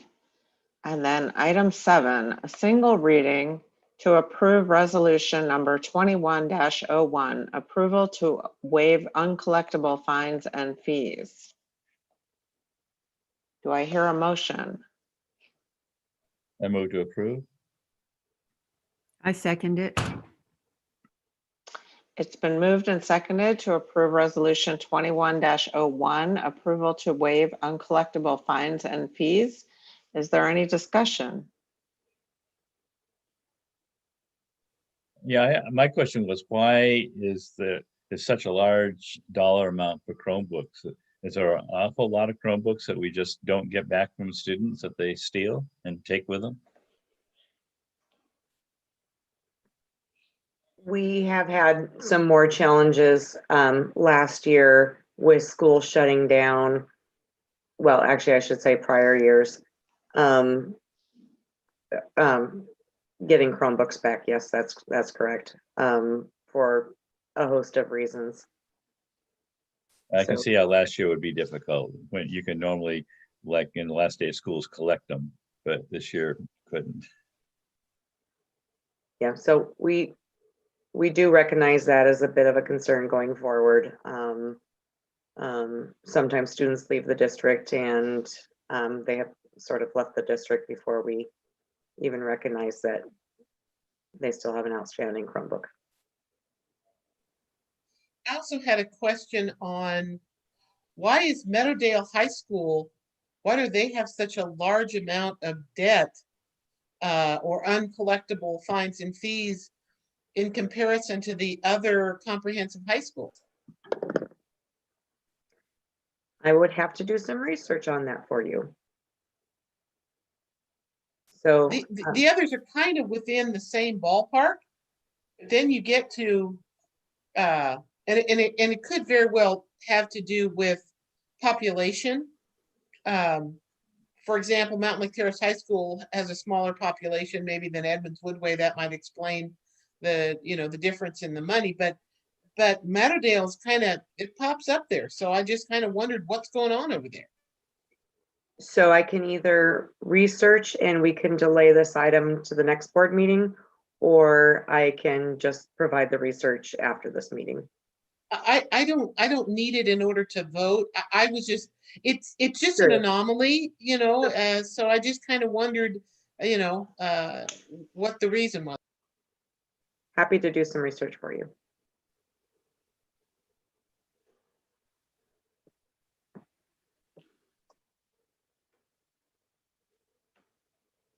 So are we ready to vote then? Okay, I'd like to call for a roll call vote, please. This is to approve Resolution 21-01, approval to waive uncollectible fines and fees. Director McMurray, Aye.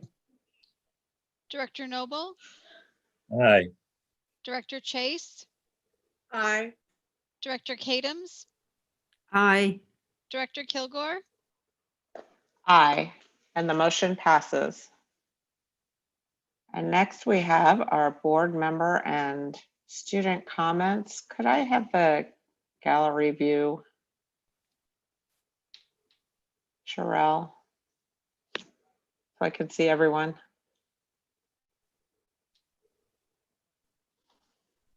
Thank you. And thank you to our students who made it to the end. I'm just going to take you in order of how I see you on the screen. Kai, do you have any comments to make? It's been a while since I've spoken with all of you. Yeah, it has been a while.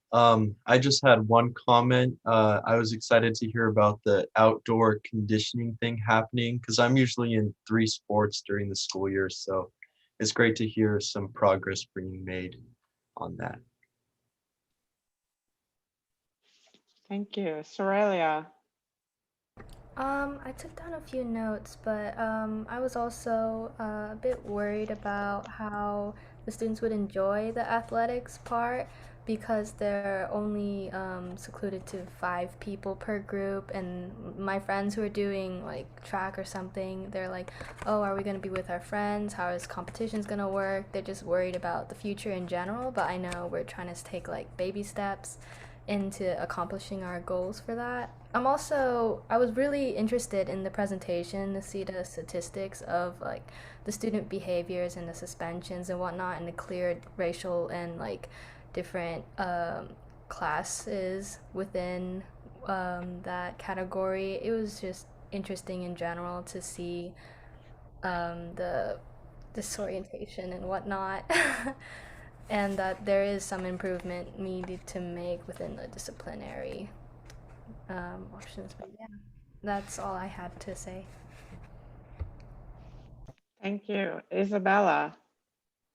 I just want to say I really love the possibility of there being a dual language program because I think that would be amazing to help those students learn. And yeah, thank you for all the presentations. Very informational.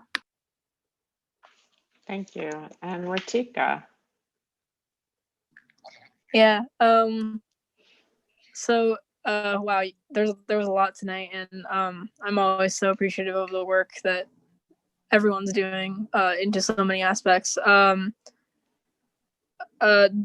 comment on the dual language program, I had the same question that Director Noble brought up earlier, but then I was thinking about it, and so my background is that I actually was born in Nepal, and when I came here, I was like 4 or 5, and I learned English purely from being in those classes every day without having any knowledge of English in the beginning. So I think like the integration of another language when you're given that environment each and every single day really does help, and it makes you more versed in thinking. Like, I know I'm taking French now, and I already have the knowledge for Nepali. And I mean, I wish I had I had more years of exposure to French to be more fluent in that. But appreciate all the work that's gone into that. I think that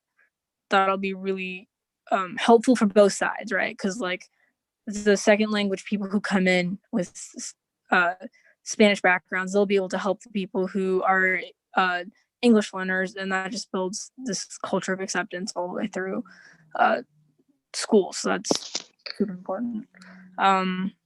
Otherwise, yeah, that's the main thing I had today. Thank you. Director McMurray. Well, I'll make it brief given the time. My thanks for the presenters. I was just, the thing that I guess I want to point out was how excited I am about the response to the eHub, and that we're getting close to being at capacity and looking at other areas. That's very exciting to me. These are the kids that are just so impacted by not being able to be in school, and I am glad that we are looking for creative ways to address the kids that are most heavily impacted. So congratulations, and I'm really excited to hear that. Director Noble. Yeah, I just wanted to thank you for the dual language presentation. I think that was really quality presentation. I enjoyed it. I hope we can implement it. What my hope is that it can be expanded to every school in our district, and also expanded to as many languages as possible. This is just a little start, but there's a huge need. So I hope we can expand it very greatly so that it is a little more equitable to students across our district. That's all I have. Thank you. Director Chase. Thank you, Director Kilgore, and Happy New Year to everyone. I don't believe I've seen most of you in 2021. This has been such an action-packed meeting, and I'm so excited about the dual language and all the progress moving forward. It's also exciting week because on Monday, the 2021 legislative session convened for the 105-day session. The WASDA, I shared with many of you, has a wealth of information on how to do public testimony. They're going to be doing weekly networking calls, and the in-session is going out. And right now there are directions on how to participate virtually. We also have a bill watch going on. So while we're talking about participating virtually, I'm trying to think of ways for our students to also engage, because traditionally we've gone down there and lobbied one day with students, and now it's going to be a virtual opportunity. As we are 2 days in, there are also many bills that are pre-filed that WASDA is tracking. And of note is one that is coming to a hearing tomorrow morning, which adds, it's called an act relating to equity, cultural competency in dismantling institutional racism in the public school system. And what this does, it adds equity, diversion, inclusion, and anti-racism to existing cultural competency training for school board directors, district staff, and school staff. And it directs districts to prioritize one of 3 professional learning days to focus first on these topics. The reason I'm bringing this to your attention is this has been fast-tracked and has a hearing tomorrow at 10:30. If anyone would like to practice the virtual engagement and virtual testimony, I will once again share the link to this. I'm going to attempt to access the virtual testimony, and we'll see how that works. There are a number of other bills on the bill tracker, which I heard out earlier. A number of things on the capital budget. And let me just see, I was pulling one up. One of interest too that's coming up is allowing school districts to build housing for staff. And so that's one thing we want to think about. If we're going to be in the business of building housing, there's been a bill put in that that the school districts would build housing for teachers. And so that's something that's interesting, because as we've been having the discussion on the business of aligning our message to build housing for our students in need. So that is also in the hopper.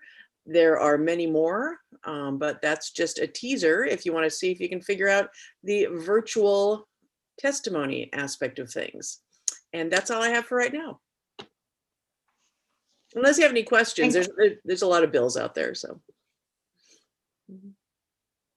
Thank you, Director Kadam. Thanks. First of all, I'd like to congratulate Kanoe Vieira again. We have a lot of wonderful, outstanding teachers in our district, and it's so exciting when one of them, like Kanoe, gets both state recognition and national recognition for that excellence. And so that's very exciting. I had the chance to work with Kanoe on different projects. And anyway, he's great.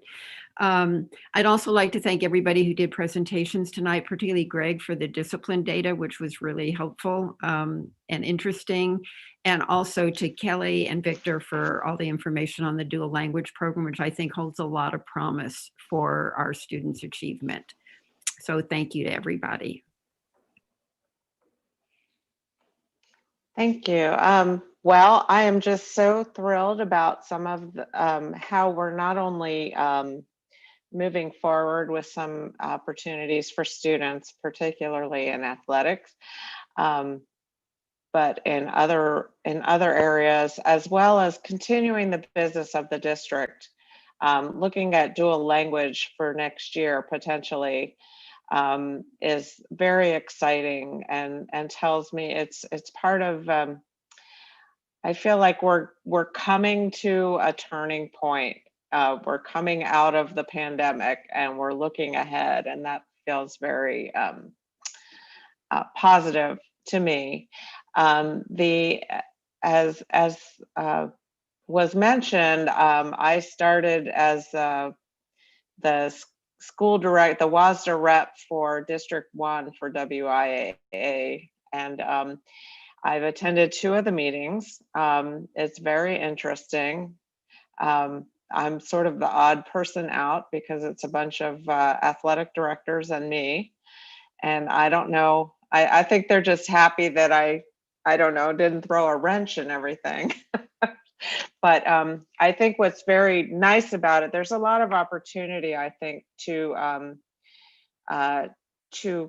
coordinate, to build better communications between school boards and WIAA. I think we've maybe let that link go a little bit. A lot of our districts, so every district is supposed to have a rep on the school board for WIAA, and a lot of districts just write in the president's name, and really it's that was brand new news to me when I found that out. But so sort of dusting off that link, because directors are the ones who are in charge of approving these activities in the school districts.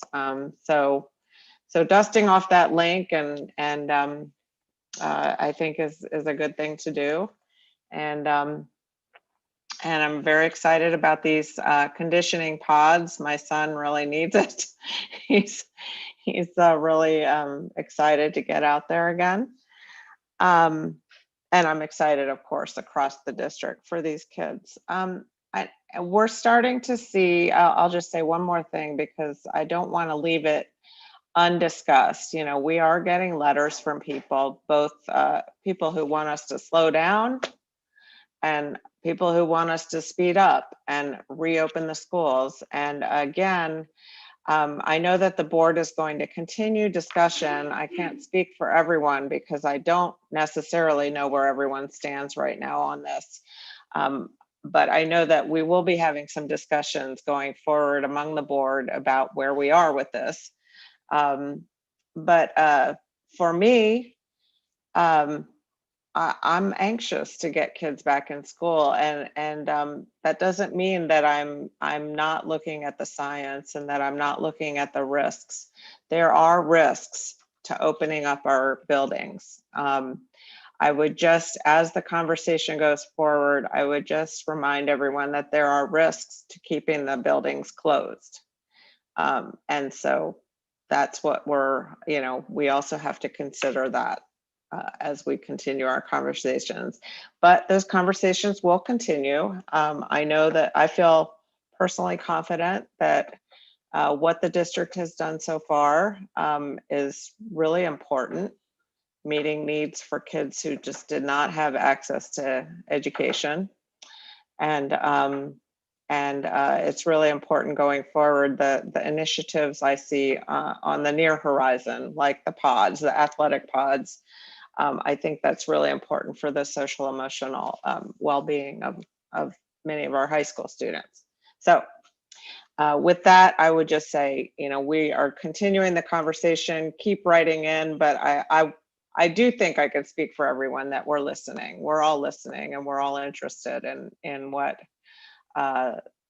people's perspectives are, but we'll continue. And with that, I turn it over to Dr. Balderas. I'll be quick as well. So thank you. And this month, a school board's appreciation month. So board, it's at 10 o'clock. And I appreciate you and your time. And Gary, I'll see you tomorrow at 7 in the morning. So Dr. Noble at the foundation meeting. So, but also I just want to relay to the board that I know that we've had another nationwide occurrence, or a national occurrence that occurred last week. And, our goal, and I did write something out to our families and our students, and our goal is to continue to work with our kids to provide, an opportunity to understand how to have civil discourse among our student population or among our staff, and be able to work with students to understand how to agree to disagree in a civil manner. I think that's really important for us to be able to continue to work in our schools, and also to continue to work with our students to understand how to seek primary source material in terms of just making sure that we continue to work and have our kids be good consumers of information. I think that's our job as educators. And I know there's folks that want to politicize things. Again, this is not about politics. This is truly about just making sure that we're providing the best education we can for our kids. And we'll continue to do so and support our kids and support our families. One thing that it's just, I keep hearing the voices of our students when I write memos out to our community, and a reminder that to our broader community that maybe is not on these calls, that 53% of our kids are kids of color. And we're ever-changing demographic, and that's something that's only going to continue to change. And we just need to ensure that we kind of hold our hands together as a district, as a student body, as a staff, and continue to just raise the bar for all our kids. And everything we presented tonight, from our discipline data to our dual language, it's all about raising the bar for all kids, and providing again a hand. Kids just sometimes just need a hand to hold on to. Again, I myself was also a second language kid coming in, and I'll say this publicly because I say it all the time, I'm living the American dream. I mean, who would ever believe the kid from a labor camp is now a superintendent, right? So, and that's something where but there's a lot of kids like me in our schools right now.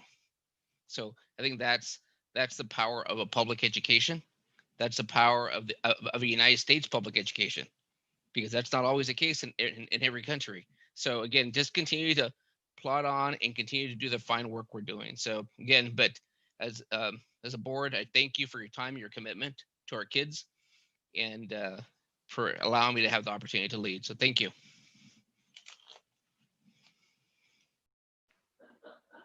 Okay, I think that's it. 10:01, meeting adjourned.